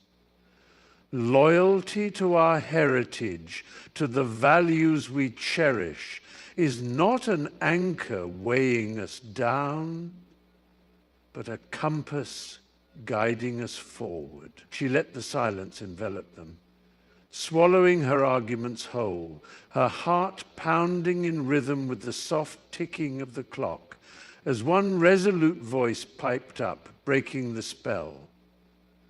"But what if our compass is faulty, Monsieur Hargrove?" The question hung, shimmering in the air, daring her to fight back, to navigate these turbulent waters of change. The flickering candlelight danced on the stone walls, casting elongated shadows that seemed to mock her indecision. Lila's heart raced, a wild drum in her chest as she stood at the nexus of her fate, the air thick with the scent of aged parchment and fresh ink. She glanced at the gathered townsfolk, their eyes glistening with anticipation, whispering her name like a prayer. "What do I do?" she murmured, her voice barely rising above the rustling of ancient pages. The scroll, hidden away in the librarian's office, held the key to breaking the curse that had gripped her village for generations. Yet the trial loomed like a storm cloud overhead, threatening to consume her spirit. She could almost hear the scroll's whispers, seductive and urgent, beckoning her to abandon the charade of civility and seize her destiny.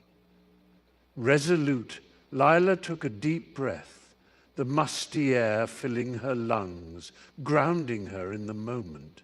"I can't let them down," she whispered, clenching her fists, determination flaring in her chest. The librarian's office loomed just ahead, a fortress of knowledge. And with a fierce resolve, Lila pushed through the crowd, her heart surging as she stormed towards destiny, each step echoing with the promise of change. Lila stood before the crowd, her heart racing like a wild bird in a cage, the warmth of the afternoon sun wrapping around her like an embrace.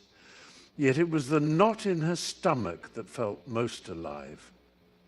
She glanced at the sea of faces, the hopeful, the weary, the curious, and drew a deep breath, the crisp air filling her lungs, grounding her.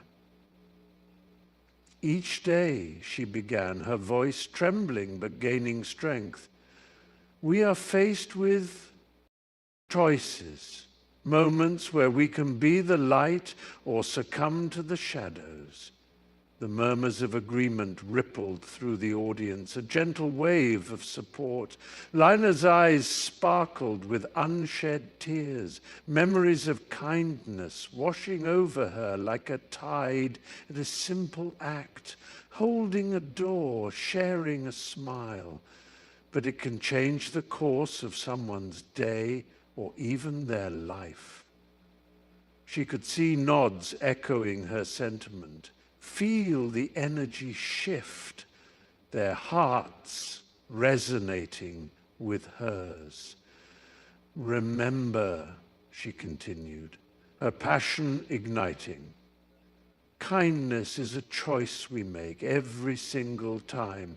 The sun dipped lower, casting a golden glow around her as she concluded. "So let's choose to be kind, fiercely, loudly, because in the end, it's our choices that echo through time."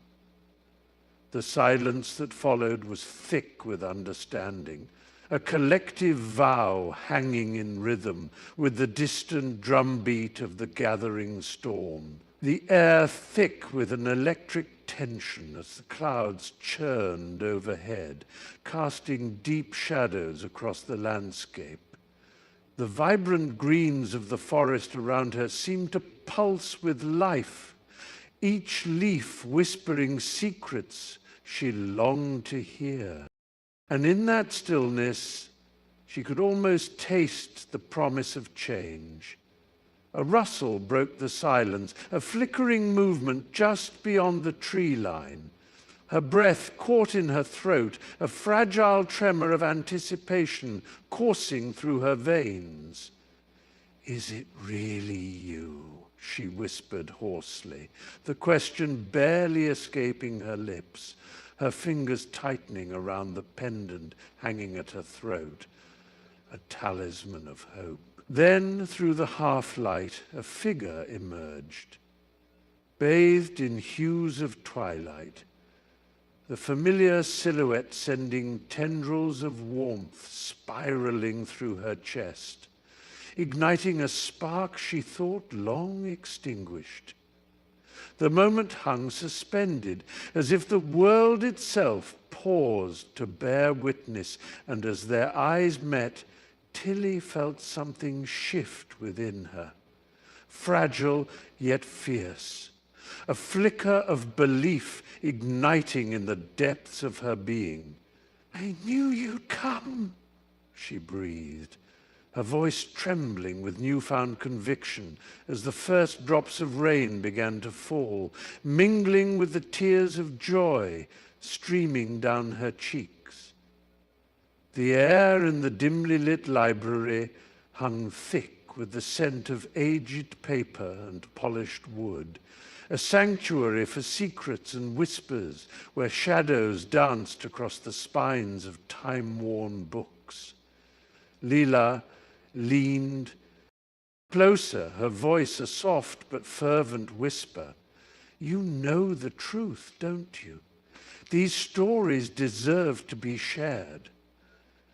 The librarian, a woman of creased brow and heavy-lidded eyes, hesitated, her fingers lingering over the gilded title of a forgotten tome, a faint tremor of uncertainty flickering through her resolute demeanor. She glanced at Lila, whose fiery passion radiated like a beacon in the oppressive quiet, and for a moment the walls around her seemed to pulse with the weight of unspoken dreams.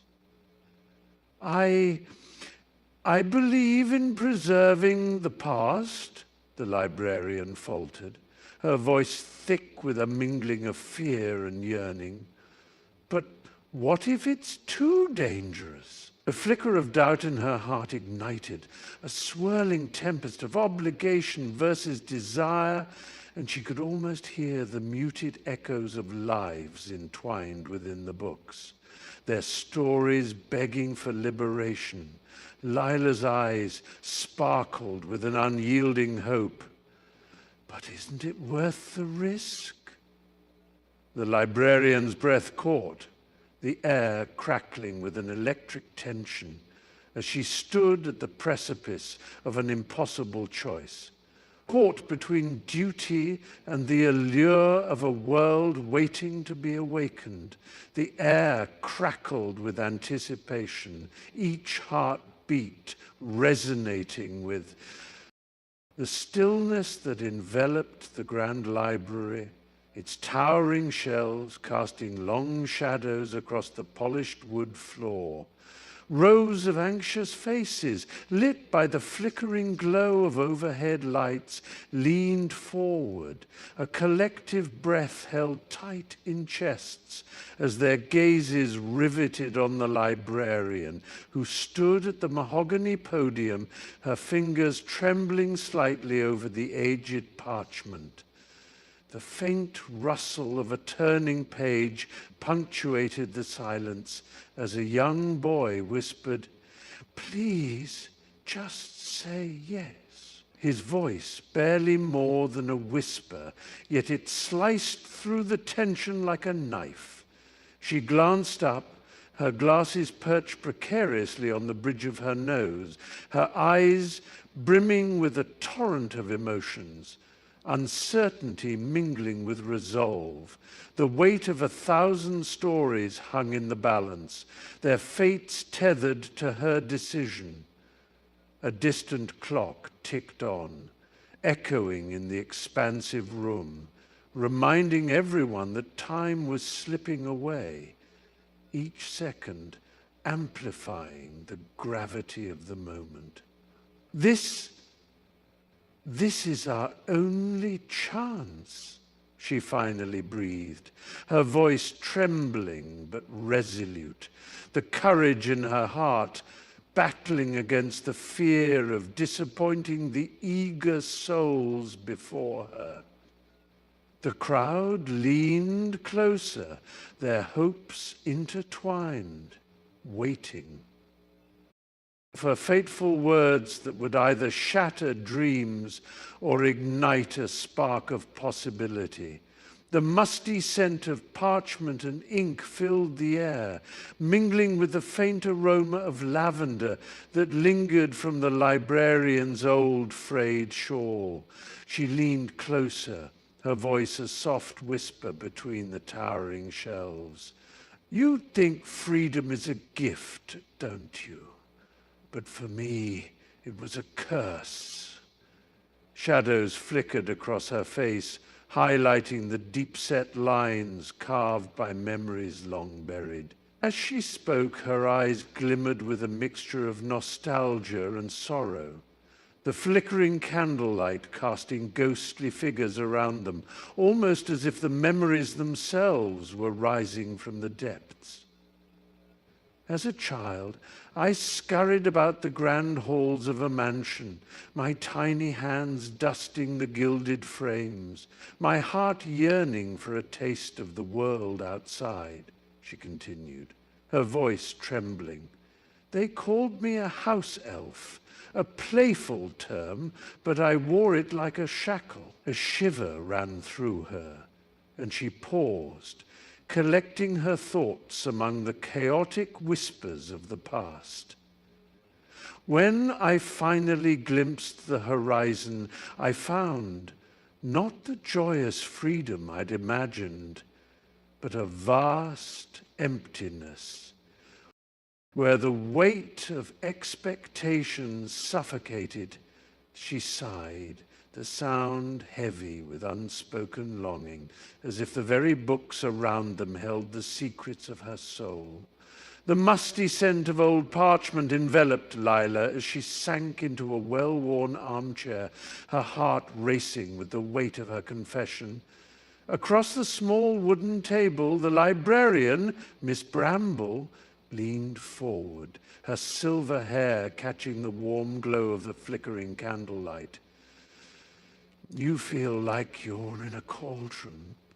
"That pressure bubbling inside," she murmured, her voice a soothing balm against Lila's swirling thoughts. Lila nodded, her fingers tracing the edges of a faded book, each page a reminder of the expectations that loomed over her like a dark storm cloud. "It's like no one sees the cracks beneath the surface," she whispered, her voice cracking, the warmth of vulnerability flooding her cheeks. Miss Bramble's wise eyes sparkled with understanding, and she shared tales of her own days at Hogwarts, the weight of her own dreams and fears just as palpable. "Sometimes the magic lies in those cracks, in the stories we tell ourselves," she advised, her words wrapping around Lila like a comforting embrace. In that moment, the library faded away, the whispers of ancient spells mingling with the resonance of shared struggles. Lila realizing she wasn't alone in this tumultuous journey after all. With a sudden surge of courage, Tilly straightened her spine, the weight of unspoken words finally finding their escape. The air around her crackled, thick with unarticulated dreams and the scent of fresh rain lingering in the garden. Her pulse quickened, each heartbeat echoing her resolve as she cast a defiant look at the shimmering, glassy eyes of the crowd. "I want freedom," she proclaimed, her voice clear and resonant, slicing through the murmurs like a sharp blade. In that moment, the world seemed to hold its breath, waiting for the ripple of her truth to unfold. "I deserve happiness," she continued, her heart racing as she felt the warmth of the sun breaking through the clouds, illuminating her face with a golden glow.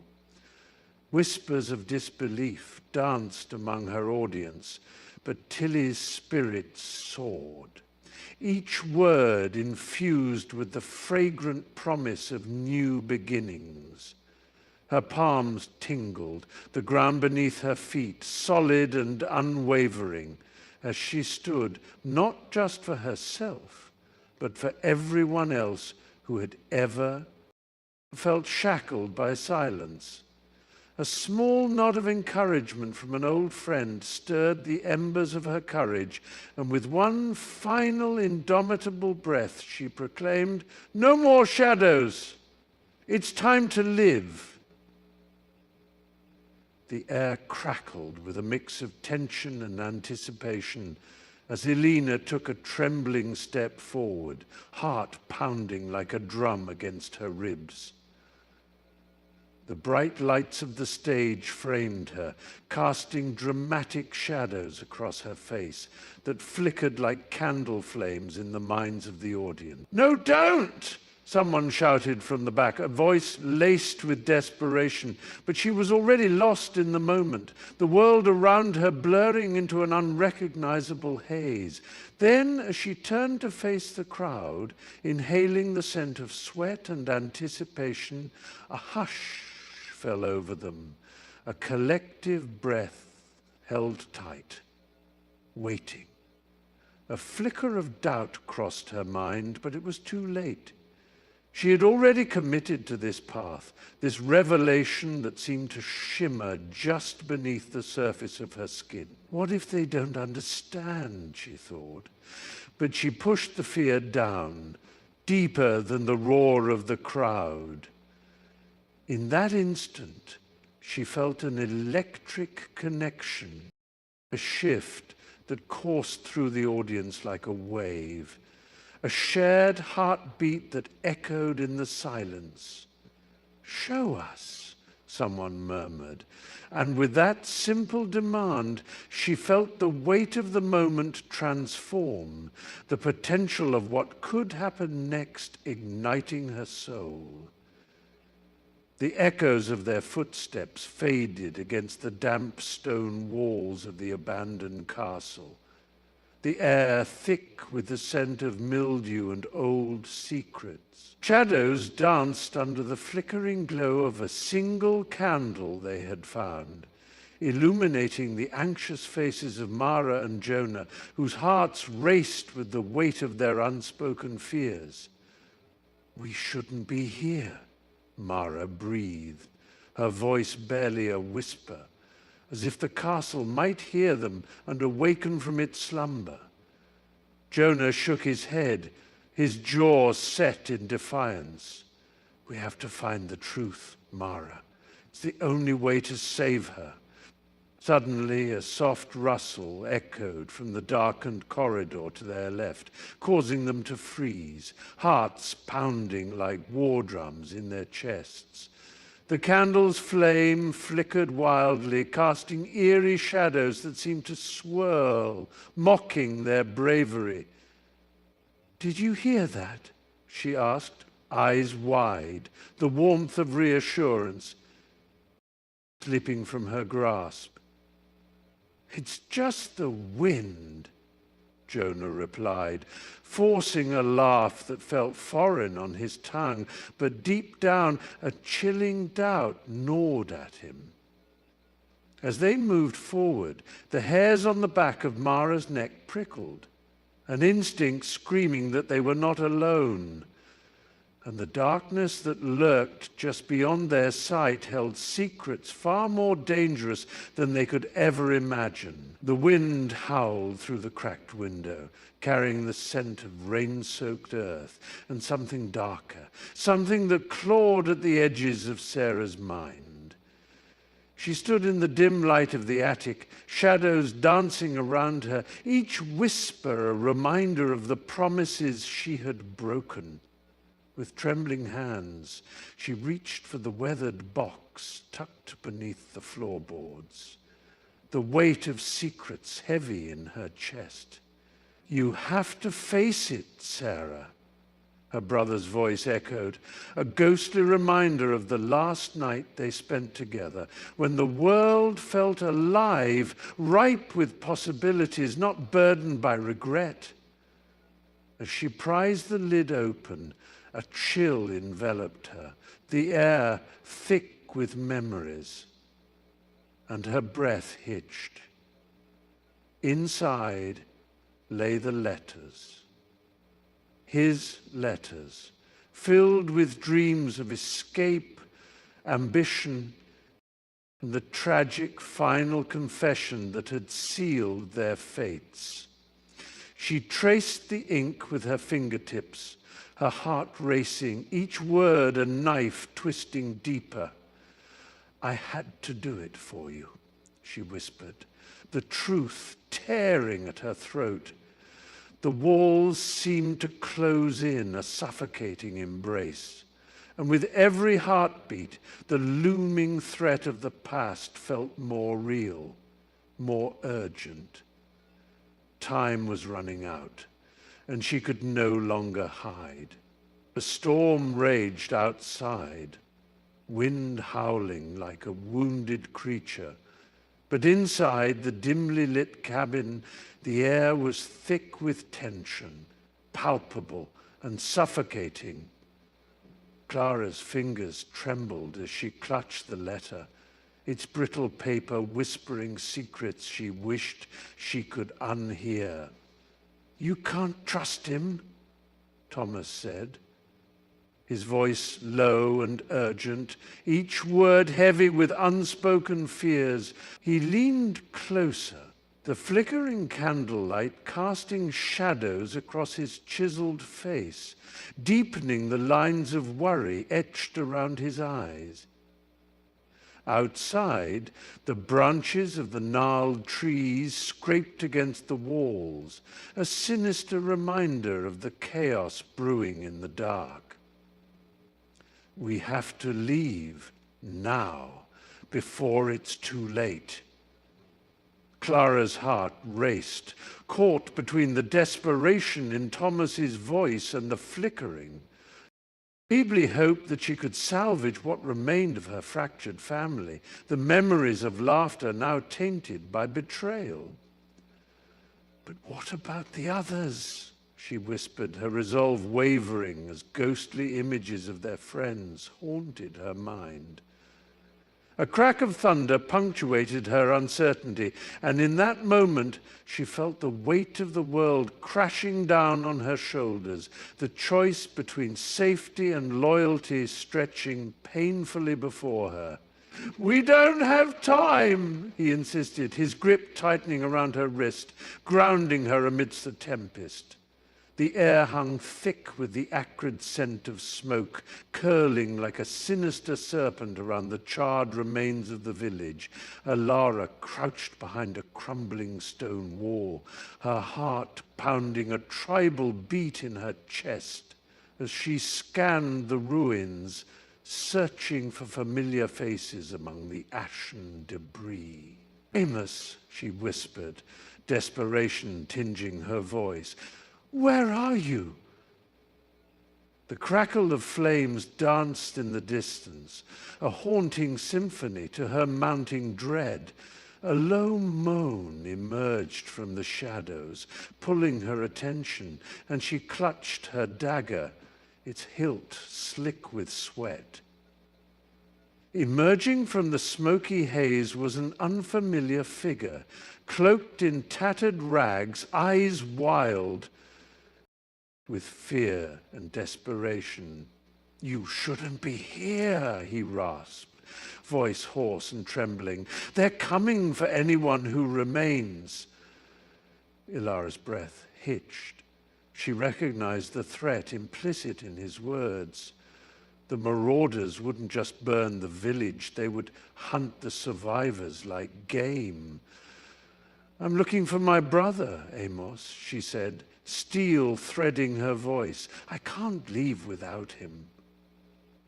The man's gaze softened, a flicker of understanding sparking amidst the terror. "Then we must move.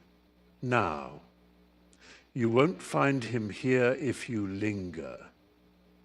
With one last glance at the smoldering remnants of her childhood, Ilara stood, resolve hardening like the iron at her back. The hunt was far from over.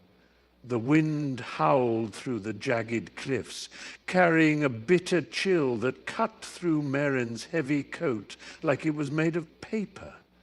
She stood at the edge, the ocean roiling beneath her, waves crashing against the rocks with a violence that mirrored her heart's turmoil. "We can't go through with this, not now," Lucas pleaded, his voice barely audible above the chaos, desperation etched in the lines of his pale face. Maren turned to him, her eyes wide, searching his for a flicker of conviction. But all she found was fear reflected back at her. The sky darkened as clouds gathered, pregnant with storm, and the air crackled with tension thick enough to choke on. "What if they find out?" she whispered, her voice trembling, not just from the icy wind, but from the weight of their secret. Lucas took a step closer, the salt spray misting their faces, his breath warm against her ear. "Then we do what we came here to do. No turning back," he urged. But doubt gnawed at her resolve, a relentless tide threatening to sweep her away. In that moment, she felt the ground shift beneath her. A tremor of heart and fate, the very essence of their choice hanging precariously in the balance. The wind howled through the jagged branches of the ancient oaks, their gnarled fingers clawing at the darkening sky as Ilara crouched behind the stone wall, her heart pounding like a war drum. Just beyond her hiding place, the faint sound of boots crunching on gravel sent chills down her spine. "You'll find nothing here," a voice sneered, slicing through the tension like a knife. It was Marcus, his face illuminated by the flickering of a lantern, shadows dancing across his features. She caught a glimpse of his smug smile, the very one that had betrayed their once unbreakable bond, now twisted with the promise of betrayal. "Where is she, Ilara?" he called out, his tone dripping with mockery. "Did you really think you could keep her from us?" The mention of her sister sent a wave of dread crashing over her, thick and suffocating. Every breath felt like a betrayal, each heartbeat a countdown to the moment when she'd have to reveal her hiding place or risk losing everything. The scent of damp earth mingled with the sharpness of pine, grounding her, reminding her of the stakes. Her sister's life hung in the balance. Clenching her fists, she whispered fiercely under her breath, "You'll never take her from me." The air buzzed with tension as Evelyn stood at the edge of the crumbling cliff, the ocean swirling violently beneath her, waves crashing like thunder against the jagged rocks. Her heart raced, not only from the fear of slipping, but from the weight of the decision looming over her. "You can't do this," Jonah pleaded, his voice hoarse yet edged with desperation as he inched closer, his eyes pleading for clarity, for understanding. The salty breeze whipped her hair across her face, mingling with the scent of damp earth and brine, pulling her deeper into the chaos of her thoughts. "I can't let them find it," she gasped, her breath catching as the realization struck like lightning. The artifact would not only reveal her past, it would endanger everyone she loved. This isn't just about me anymore. She could see it in Jonah's eyes. The flicker of fear, the reflection of their once unbreakable bond, now tethered precariously to this moment. As the ground beneath her trembled, a jagged piece of stone crumbled away, sending a cascade of pebbles tumbling into the abyss below. "Evelyn, please?" His voice broke, cracking through her resolve as the ocean howled in agreement, echoing the turmoil within her. The air was thick with tension, charged like the moment before a lightning strike, as the shadows lengthened across the abandoned warehouse floor. Sarah crouched behind a rusted steel beam, heart hammering in her chest, her breath coming in hurried gasps, the metallic tang of fear mingling with the scent of decaying wood and oil. Just ahead, the flickering glow of flashlights danced like fireflies, revealing the silhouettes of men clad in black, their voices a low murmur, punctuated by the clink of gear and the occasional snatch of laughter. "Did you see her? Think she's still hiding?" one asked, a cruel edge in his tone, while the others chuckled, the sound echoing off the graffiti-laden walls. Her gut twisted at their words. They were hunting her, every instinct screaming that she needed to move, to find an escape. Desperation clawed at her throat as she scanned the room, eyes darting from the exit to the shadows, calculating her next move. The weight of the small package she clutched tightly against her chest felt like a ticking time bomb, a reminder of what was at stake. "Don't make this harder than it has to be, Sarah," came a voice from behind, icy and familiar, sending a ripple of icy dread down her spine. She clenched her jaw, refusing to let them see her fear. The wind howled through the crumbled ruins, sending a shiver down Ilara's spine as she crouched behind the shattered remains of a stone pillar, her heartbeat a frantic drum in her ears. The air was thick with the scent of damp earth and moss, the remnants of a storm that had rolled through just hours ago. A flash of movement caught her eye. A hooded figure, cloaked in shadows, gliding across the debris-strewn courtyard. Every step deliberate, every breath ghost-like in the cool night air. "What do you want, Alaric?" she called, her voice steadier than she felt, though her fingers trembled as they gripped the hilt of her dagger. The figure paused, and for a heartbeat, Elara thought she saw a flicker of surprise, then recognition. "You shouldn't be here, Elara," he replied, his voice low, threaded with urgency. "Not after what you've uncovered."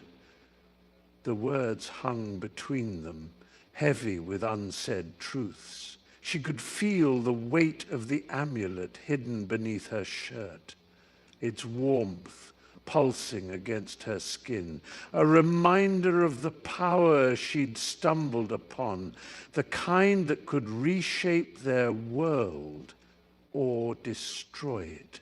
His eyes narrowed, shadowed, yet piercing. "If they find you, it won't just be your life at stake," he warned, taking a step closer, the tension crackling like static in the air. "It's far worse than you can imagine." The wind howled through the narrow alley, carrying the sharp scent of rain-soaked pavement as Elara crouched behind a dumpster, her heart pounding like a drum in her chest, each beat a reminder of the ticking clock. Just ahead, the dim light flickered from an old street lamp, illuminating a gathering of figures cloaked in shadows, their hushed voices laced with urgency.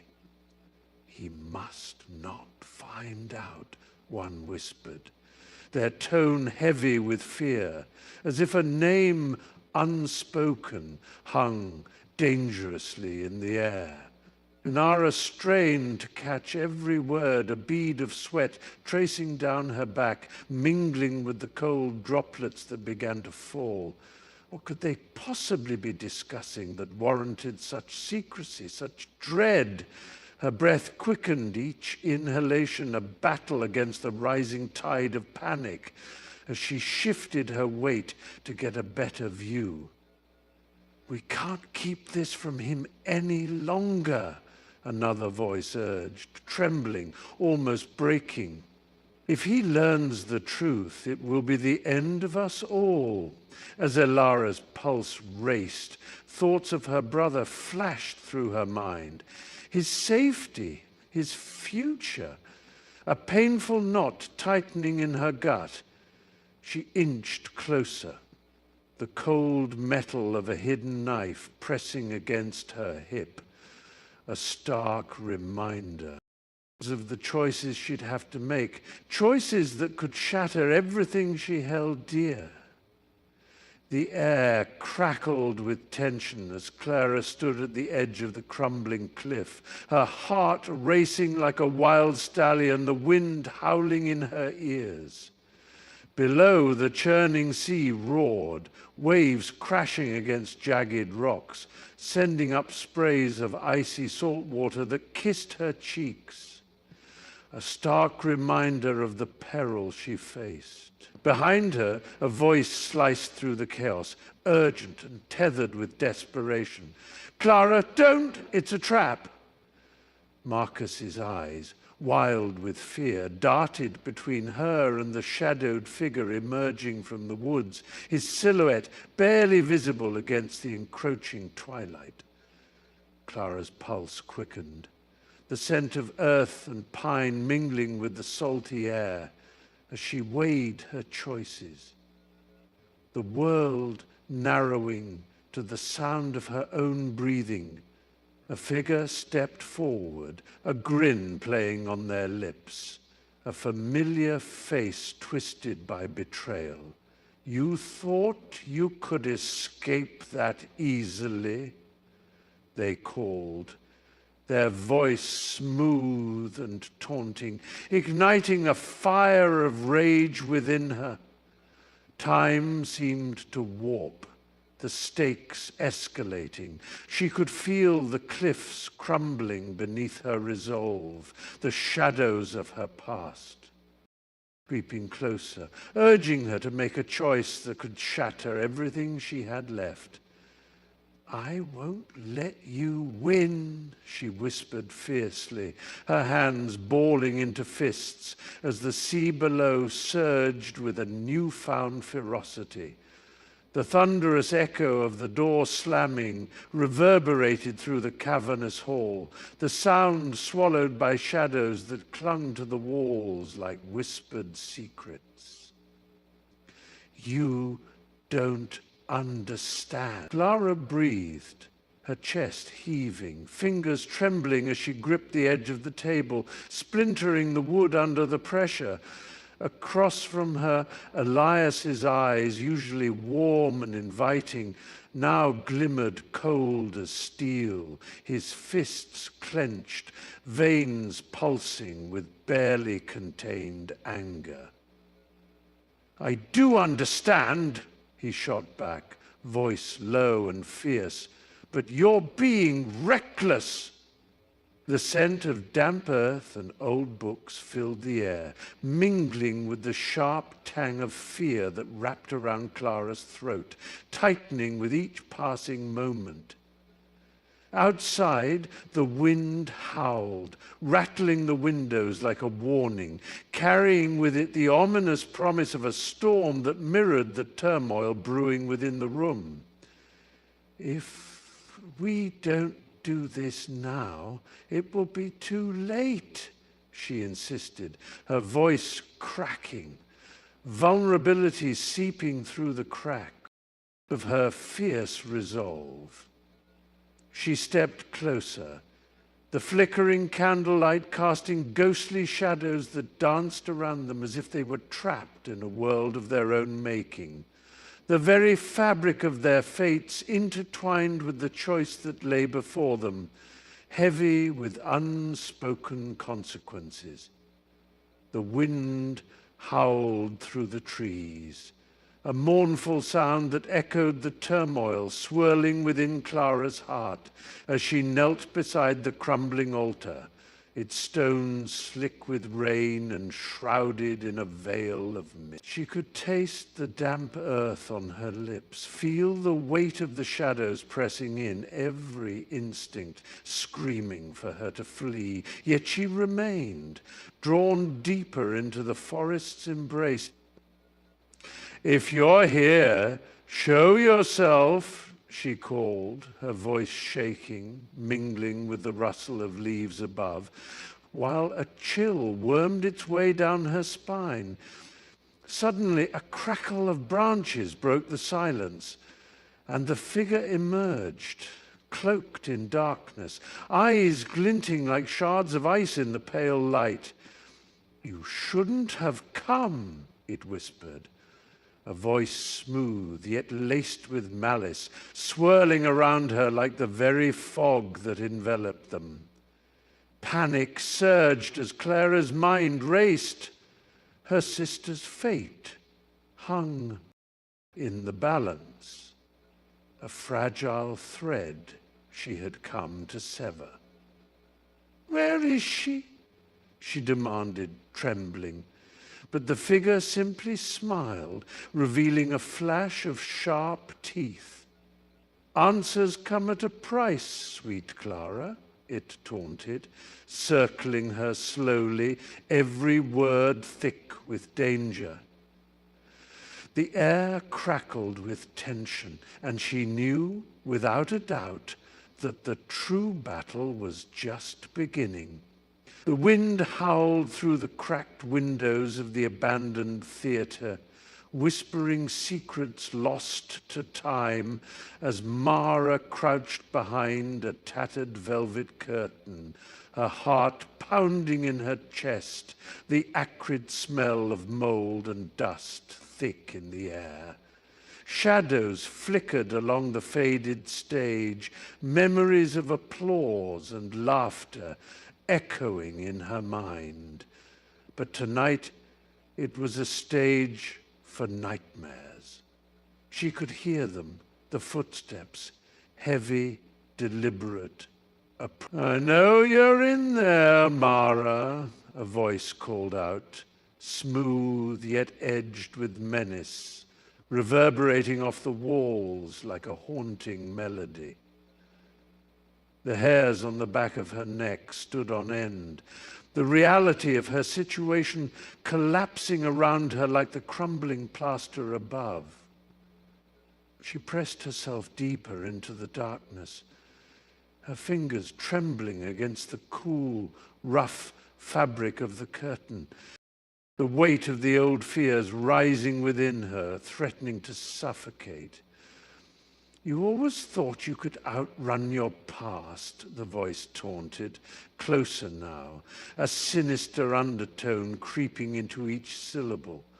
Mara's breath came in shallow gasps, her mind racing, plotting, searching for a way out, because this time it wasn't just her secrets at stake, it was her very survival. The ghosts of the past clawing back to reclaim her. "I'm not afraid of you," she whispered, though doubt gnawed at her resolve as the footsteps stopped and silence enveloped the room, thick and suffocating. The crackle of thunder echoed ominously in the distance as Clara crouched behind the gnarled oak, her heart hammering against her chest, a drumbeat of dread. Raindrops, heavy and relentless, splattered against the ground, turning the earth to mud, while the scent of wet leaves filled the air, sharp and invigorating, yet tinged with despair. She could hear them, shouts rising and falling like the swell of the tempest, the hunters drawing nearer, their voices laced with both urgency and menace. "Did you see where she went?" A voice cut through the rain, sharp and demanding, sending a shiver down her spine. Clara pressed her back harder against the tree, her breath hitching as she imagined their faces twisted with determination, obscured by the shadows cast by the storm. The flicker of a lantern cut through the curtain of rain, illuminating the underbrush just a few feet away. Panic clawed at her throat, and she fought the urge to bolt, knowing that motion could betray her. I can't let them find me," she whispered to herself, the weight of her secret pressing down like the oppressive sky above. But as the wind howled, carrying their voices closer, a new worry wormed its way into her mind. What if they found the truth before she could escape? The wind howled, a mournful cry that echoed through the desolate valley, carrying with it the scent of impending rain and something far more sinister. Just ahead, beneath the gnarled branches of an ancient oak, a flicker of movement caught Mia's eye, her heart pounding as she took a cautious step forward. The air tingled with tension, a silent warning that prickled at the back of her neck. "Did you see that?" she whispered, but the only response was the rustling leaves, whispering secrets. Only the wind could understand. Suddenly a shadow broke free from the underbrush, a young boy, his eyes wide with fear, mud smeared across his cheeks. "They're coming!" he gasped, his breath visible in the chilled air, the weight of his words hanging heavily between them. "They found me!" Mia's pulse quickened, the urgency in his voice igniting something deep within her. "Who?" she demanded, stepping closer, her instincts screaming to protect the innocent. "There's no time," he stammered, glancing over his shoulder, the desperation etched into his small frame. The distant, thunderous roar of footsteps echoed ominously, and an electric thrill of dread seized Mia's heart. She grabbed the boy's hand, the raw fear in his grip anchoring her as they plunged deeper into the shadows, racing against the encroaching storm of chaos. The air crackled with tension as the scent of smoke mingled with the heady aroma of earth, dampened by the recent rain. Shadows danced along the forest floor, flickering like anxious flames, while the distant howl of a wolf pierced the night. Clara pressed herself against the gnarled trunk of an ancient oak, heart thundering in her chest, each beat a reminder of the consequences. That loomed. "We can't just leave him, Clara," Leo hissed. Crouching low beside her, his knuckles white against the dark bark, his eyes, wild and fierce, scanned the darkness for any sign of movement. "What if he's already—" she started, but the words caught in her throat, the fear of the unknown clawing at her sanity. The last glimmers of daylight had disappeared, replaced now by a chilling mist that wrapped around their legs, whispering secrets of the forest's ancient power. The distant crack of a branch echoed ominously, a reminder that they weren't alone. "Listen," Leo urged, voice barely above a whisper. "We can't turn back now. We might be his last chance." Clara's resolve wavered as she glimpsed the flicker of a lantern in the distance, its light a beacon of hope, but also a potential trap. She took a deep breath, steeling herself, knowing there was no turning back from this path they had chosen. As the first drops of rain began to splatter against the cracked pavement, Sarah hurried through the dimly lit alley, the echo of her footsteps swallowed by the thickening fog. She glanced over her shoulder, heart pounding, each beat a reminder of the risks she took. The shadows felt more alive tonight. The scent of damp earth mingled with the sharp tang of metal, sending a shiver down her spine. I shouldn't have come alone, she muttered to herself, wiping her clammy palms on her jeans. The alley twisted around her, a maze of looming brick walls and flickering streetlights that seemed to whisper secrets of their own. Suddenly, a low, gravelly voice cut through the stillness. Thought you could sneak past, did you? A figure stepped from the darkness, features obscured by the hood of a torn jacket, eyes gleaming with malice. Panic surged within her. This wasn't just a chance encounter. I'm here for the package, she stammered, trying to sound braver than she felt. I can't let it fall into their hands. A menacing grin spread across the stranger's face, and as he stepped closer, the rain began to pour, drenching them both, like the sky was mourning the choices they had yet to make. The air was thick with smoke, the acrid scent stinging Clara's nostrils as she crouched behind the crumbling brick wall, heart pounding like a war drum. Shouts echoed from the alleyway, mingling with the crack of distant gunfire, and the shadows danced ominously, flickering under the harsh glow of the burnt-out streetlights. Her brother's voice, tremulous yet resolute, pierced through the chaos. Clara, we have to go now! She could see him just a few feet away, desperation etched across his face, his hands trembling as he clutched a tattered map. If we don't find the safe house before nightfall, we're done for, he urged, glancing nervously over his shoulder. The weight of her decision hung heavy, a gnawing dread coiling in her stomach. The streets were crawling with patrols, menacing silhouettes searching for stragglers like them.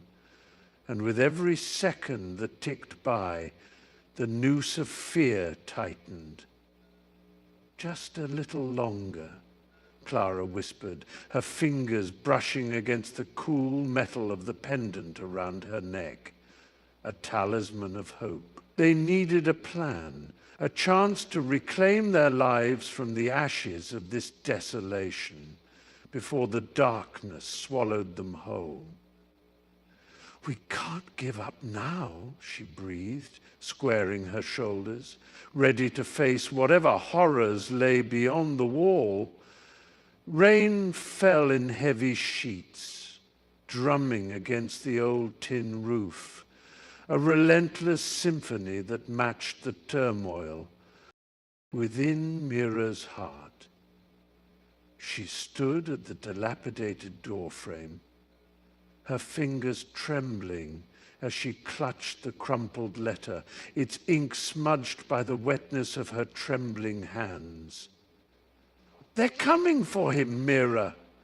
Her brother's voice echoed in her mind, urgent and edged with fear. The warning he had shared just days before, now looming like the dark clouds overhead. Lightning sliced through the sky, illuminating the shadows that danced around her, exposing the rotting wood of the porch where countless memories lay buried. The air smelled of damp earth and desperation, a poignant reminder of what was at stake. A thud interrupted her thoughts, loud and jarring, as her heart raced. Footsteps approached through the downpour, each one heavy with intent. "Mira," a voice called, fierce yet familiar, and she turned to see Emilia, soaked to the skin, her eyes wide with panic. "They found us! We need to go, now!" The urgency in her tone cut through the chaos. Amira's gut twisted with dread. They had mere moments before the past would catch up to them, perhaps forever changing the course of their lives. The rustling leaves whispered secrets as Clara stepped deeper into the forest, her breath quickening with each cautious footfall. Shadows danced between the towering oaks, their gnarled branches reaching like skeletal hands, while the sun's fading light cast an eerie glow over the underbrush. Just ahead, the sound of splintering wood echoed, sharp and jarring against the tranquil hum of nature. Heart racing, she paused, straining to catch a glimpse of the commotion. "Is someone there?" she called, her voice trembling, swallowed almost immediately by the dense silence that followed. A low growl reverberated, sending icy tendrils of fear slithering down her spine. A moment later, a figure erupted from the thicket, eyes wild and filled with desperation. It was Max, breathless and smeared with dirt, his shirt torn at the sleeve. "Clara, we have to go, now!" He grabbed her arm, urgency lacing his tone. As he glanced over his shoulder, fear etched in every line of his face. "They're coming!" The weight of his words settled heavily in her chest, and suddenly the forest felt alive, thrumming with the promise of danger, the stakes higher than she ever imagined. Panic surged as she followed him, the chill of the unknown pressing in like the encroaching twilight. The thunderous roar of the crowd danced through the damp air, their cheers mingling with the acrid smell of gunpowder and sweat. Adrenaline coursed through Elena's veins as she sprinted down the makeshift corridor, the sound of her footsteps echoing against the cold concrete walls. Shadows flickered in the dim light, each corner a potential threat, her heart racing with the knowledge that time was slipping away. "We have to move. Now," she gasped, urgency lacing her voice as she glanced back at Marcus, his face pale, eyes wide with fear. Behind them, the clattering of boots grew louder, menacingly relentless, and she felt the weight of their mission pressing down on her, a pulse of dread that twisted in her stomach. "They're right behind us!" Marcus shouted, his breath hitching as he stumbled, grazing his knee against the jagged floor. The sight of blood, warm and vibrant against the grey, sent a wave of panic through Elena. "Get up, we can't stop!" she urged, her own voice trembling as a sudden crash echoed through the hall, splintered wood and dust swirling in the air, igniting an instinctive fight or flight response. They had come too far to fail, but the looming threat of capture clawed at her. Every second a gamble in a game where the stakes were unforgivingly high. The wind howled through the narrow alley, carrying with it the scent of rain-soaked asphalt, and something far more sinister, a metallic tang that sent shivers down Maya's spine. Shadows danced along the brick walls, flickering in the dim light of a lone street lamp. Beneath it, she spotted the glint of a knife, its blade catching the briefest flash of illumination before being concealed by a hand that trembled, perhaps from fear, perhaps from anticipation. "I didn't want it to come to this," the figure rasped, voice low and gravelly, a stark contrast to the soft patter of the rain overhead. Maya's heart raced, each beat echoing within her ears, a frantic drum urging her to flee, yet her feet felt rooted to the ground. "You don't have to do this," she whispered, her voice steady though her insides churned. But as she shifted her weight, her foot splashed down into a puddle, sending a ripple through the stillness, and the figure flinched, eyes narrowing with suspicion. The stakes had never felt higher, with a choice between life and betrayal hanging in the air, like the thick fog that cloaked the night. And in that moment, the alley seemed to pulse with secrets, every raindrop a reminder of the truths they both desperately wanted to ignore. The wind whipped through the narrow alley, carrying the acrid scent of smoke and something sweetly rotten, as Ilara pressed her back against the damp brick wall, heart hammering in her chest.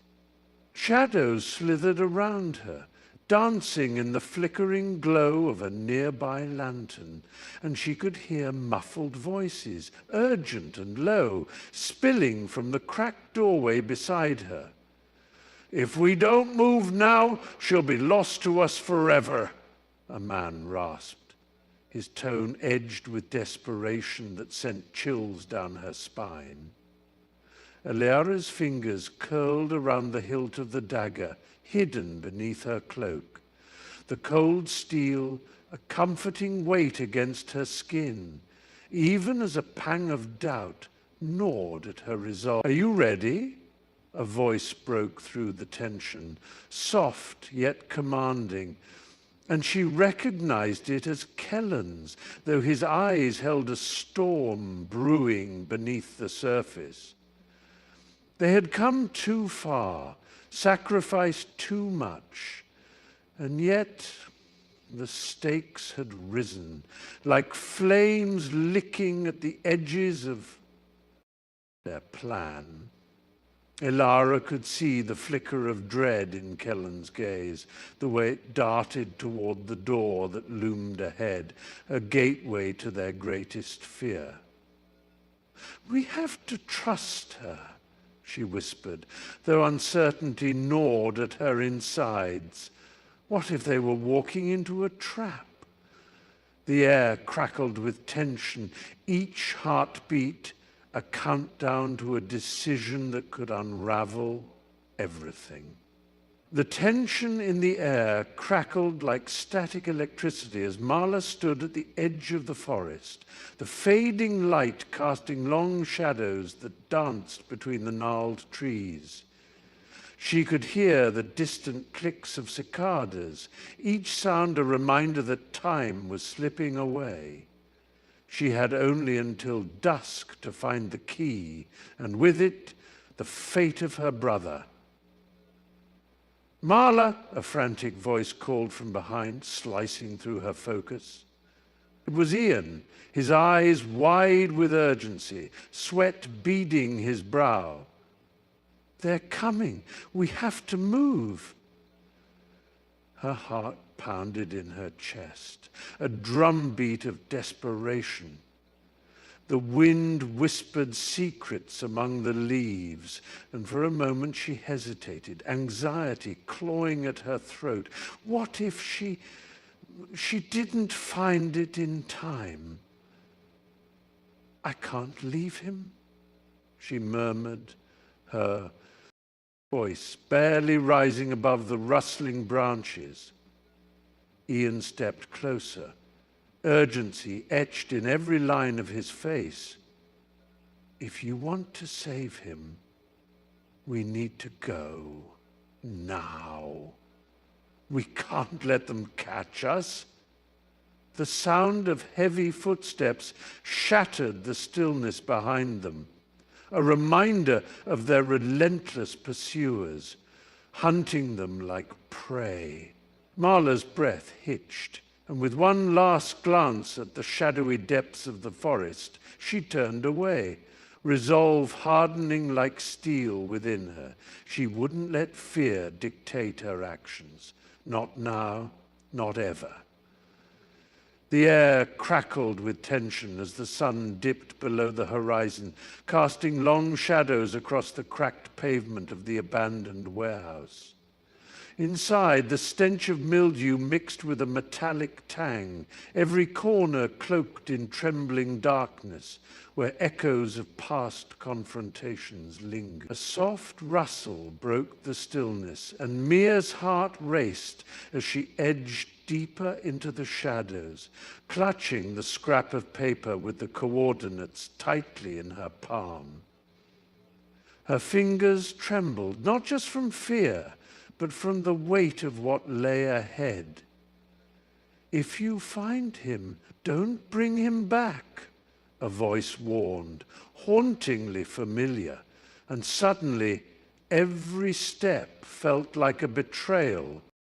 "Wait," she whispered, catching her breath, her pulse hammering in her ears. "What if they're right?"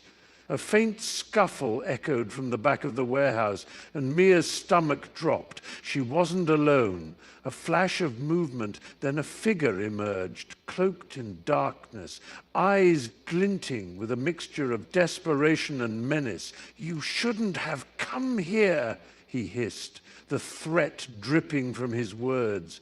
And in that moment, the coordinates in her hand felt like a noose tightening around her neck. She swallowed hard, steeling herself. "I have to know the truth."